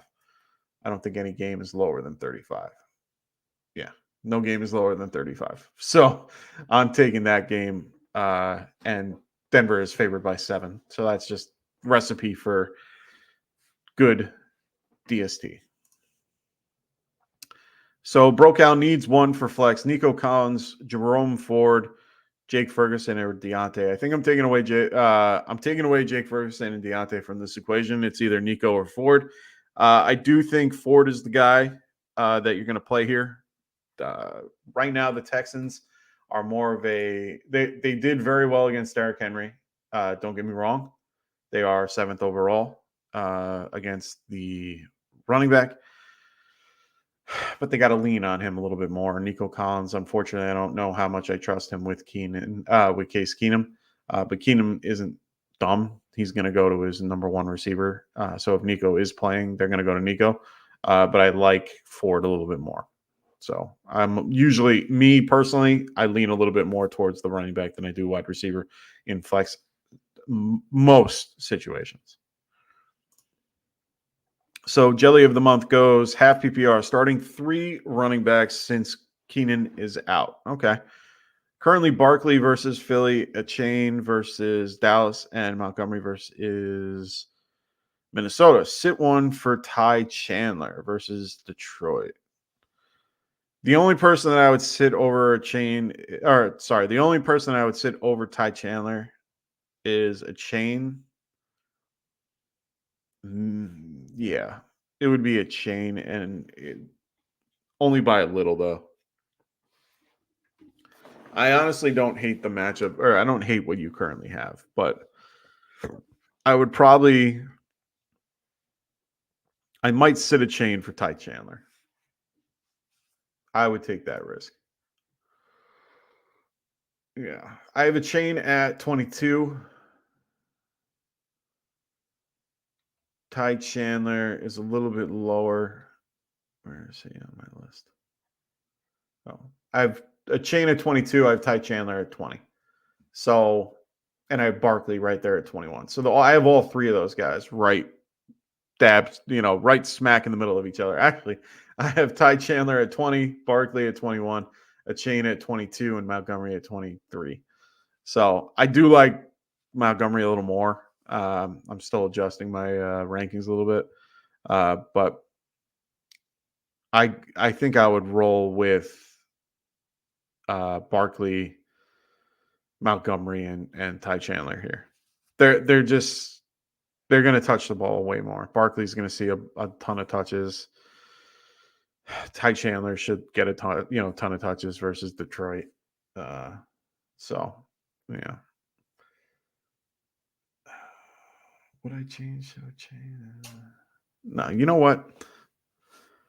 I'm going to stick to my guns with what I was saying in the beginning of the game. So a chain, it's going to be Barkley, a chain, and Montgomery. I'm going to stick to that because, like I said in the beginning, Dallas, the way you beat them is on the ground. You have to run the ball. You have to keep Micah Parsons from sacking your QB and getting a ton of points. For me, I think that's hopefully their game plan instead of passing the damn ball all over the place. They're going to need to involve the pass. They're going to need to use the run to open the pass. So I think I'm going to go a chain here. But I can understand, that's the thing. I can understand playing Ty Chandler. The last 4 weeks, Denver has been a lot better against the running back. Right now, Dallas is currently 18th in the last 4 weeks against the running back. So 4th and 18th, kind of a big, gap for me. That's why I kind of switched at the last minute for a chain. That was my tiebreaker. So yeah, I'm going to lean a chain for this one. Caveat is, right now he gets banged up real quick, and it's unfortunate. So no problem, man. I know. I'm like kind of flip flopping it. It's definitely one of those two that you're sitting. But I think Shane is the guy that you're going to play, and I don't think you can sit. I don't think you can sit him for Chandler. I think it's Freshwater. Who should I start at flex? I have Jacobs if he plays, ETN Sutton, Aaron Jones, and Noah Brown. Oof. All right. So I'm going to play ETN here for sure. Jacobs is the hard one to kind of pin. They keep saying he's going to play. So let me jump right into the Raiders. Raiders versus the Chiefs. Raiders are 6-8 going against the Chiefs, who are 9-5. Kansas City is favored by 10. Over under is 40.5. Like we said, the biggest question mark is Josh Jacobs in this particular matchup. Thankfully, there are 2 other games on Monday night. So you know, if you have a pivot option, go find them. In this situation, I would go run and find Zamir White, and if he's around, if he's not, go look for the other options that are available on Monday night and just have somebody available, especially for your flex, if you're going to go Jacobs. I suggest going ETN just because I think I think ETN has the better matchup. Jacobs is hurt. I don't know how much they're going to run him. Antonio Pierce seems pretty confident that he's going to play. He said during the week, I think he was close to playing last week. That was a decision we all made for the best interest of him. If I had to be a betting man, I would think he would play this game. So just be aware of that. I think he's going to play. I do. He was limited today, but I do think ETN's the better play in this particular scenario. Debbie Royale might get some sleep. Hey man, I'm trying to get through this and I'm getting some sleep. I got shit to do tomorrow. Get to see my little nephew. Excited. Chiefs, I think you're playing all of your Chiefs. Play Pacheco, play Mahomes. Rashid Rice, you're gonna play Travis Kelce, go for it. I think he'll underwhelm. Maybe he'll overwhelm. Who knows? Raiders, I think the only guys you can play are Jacobs, Devontae, and Jacoby Myers. Those are the only 3 you can play for them. Not much really going on for that one. All right. Moving right along, let's get to Debbie Royale. Debbie Royale goes standard Addison or Deontay Johnson. Deontay's been on a touchdown streak the last 3 weeks with a touchdown in the last 3. Addison has just been on fire. I'm going to go with Addison versus the Lions. I think that game's going to be a shootout, believe it or not. So I'm going to roll Addison there. Moving to the Giants versus the Eagles. Giants are 5-9. Eagles are 10-4. Going to visit them at the Link. Good old Eagles are favored by 13.5. Over under is 43. Devontae Smith was added to the injury report on Thursday. He has been out since. It's Thursday, Friday for them for their practices. He has not practiced in the last 2 days. He was added with a knee injury that he got during the Monday night game, real early in the Monday night game. And then he played through it. Just something to monitor, something to keep an eye on. Keep an eye out for tomorrow. If he's limited tomorrow, he should be good to play. But if you have Devontae Smith, you might want to think of a Monday night option. Monday pivot, because they might rule him out. They're 10-4. They don't want to overdo it. They need him for the playoffs. Giants don't have anybody crazy on offense that you have to really worry about. Evan Neal's been hurt and a few other guys. But the main guys are there. Tommy DeVito is a low-end QB2. Saquon Barkley is you can play Saquon, but he's going to be a low-end running back too in this matchup. Wan'Dale Robinson is a sneaky pick. I do like him a lot. Darius Slayton isn't a horrible pick. He's just he's like wide receiver 50. I'm just saying he's not a horrible dart throw if you need him. Eagles, you're playing AJ Brown. You're playing DeAndre Swift, as well as Jalen Hurts and Dallas Goedert. So throw them all out there. They should be fine. All right, last game of the night, Ravens versus the 49ers. This game is a little boring, and it's only because I'm going to tell you to play everybody. So Ravens are 11-3. San Francisco is 11-3. San Francisco is favored by 5.5, and the over/under is 47. The big caveat here is if you are into conspiracy theories and all this fun, the script thing. If you look at the particular thing that they have for the Super Bowl, if you look at the colors for the last 3 years that they've been doing this particular, template, it's actually matched the particular teams in the Super Bowl. And this year is red and purple. On a platter, Ravens are the top of the AFC and 49ers of the NFC. So I'm not going to lie, play everybody. Just throw them in there. Zay Flowers is the only guy. Zay Flowers and Odell Beckham I'm a little down on. Gus Edwards should be the lead guy. Keaton Mitchell got into a season-ending injury last week, so unfortunately he will not be playing. Overall, I think that Lamar is a good play. I think Purdy's a good play. I think that Gus Edwards will be the lead running back with Justice Hill thrown in there.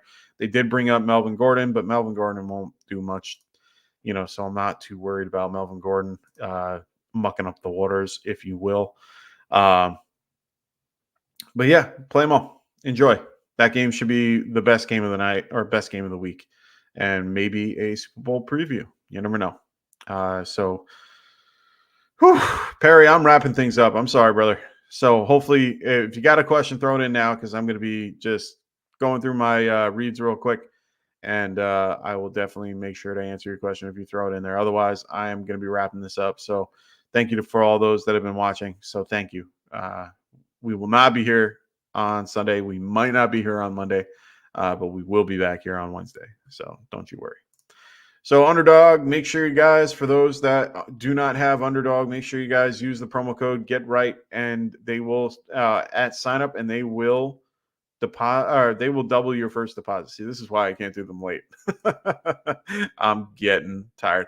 Yeah, no, I'm not going to be here Sunday, unfortunately. I got things going on.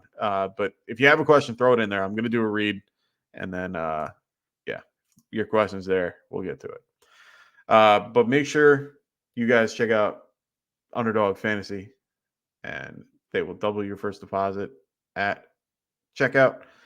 Make sure you guys are using that when you register. They also are doing promotions. They did this one prior to Thursday night with Matthew Stafford, but they will have other ones moving forward. But check them out. They have wonderful things like pick 'em contests and stuff. You pick 5 and over unders, and do your best to try to get all 5. So make sure you use promo code GETRIGHT, and they will double your first deposit when you register. Appreciate the dedication. Merry Christmas and good luck, except against the game against me. That's right. Me and Rasta faced off this week in his home league, and it's the 1 against the 5. So this should be a fun matchup. I am already in the lead, 23-2, I think it is. He had group last night and failed. It's okay. Not the end of the world. I think it was only 1 point, if memory says. No, 2 points. So it was group versus Alave, and I'm up 21-2. So it's going to be a fun week. Can't wait. Merry Christmas to everybody. Hope everyone has a wonderful holiday weekend. I hope everyone gets everything they're looking for, including a win.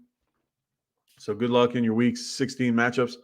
Like I said, we will not be back here on Sunday, unfortunately, and we will not be here on probably Monday as well. We will be back on Wednesday for sure. So make sure you guys keep an eye out for everything. I hope everyone has a wonderful week 16, and thank you all for watching tonight. Hope everyone had a wonderful time. If you haven't subscribed to the show, make sure you do. If you are already subscribed, make sure you hit the like button. Just as good. We really do appreciate that.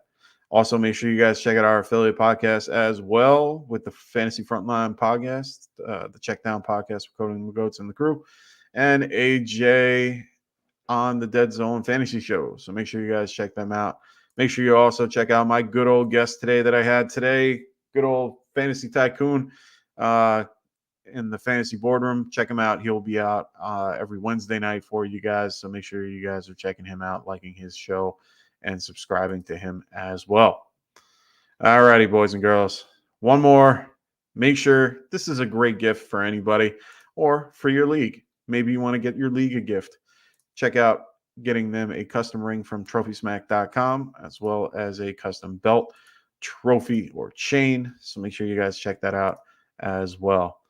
Alrighty, ladies and gentlemen, have a wonderful and great happy holidays, Merry Christmas, Happy Hanukkah, wonderful Kwanzaa, all that fun stuff. Good luck to everybody in this week 16 matchup. We will see you all soon. Hope we see you guys all with a win, and we'll talk to you later. Peace. Wanted to write fantasy is the play. Marking often, but I tune in every Friday. Strategies provided.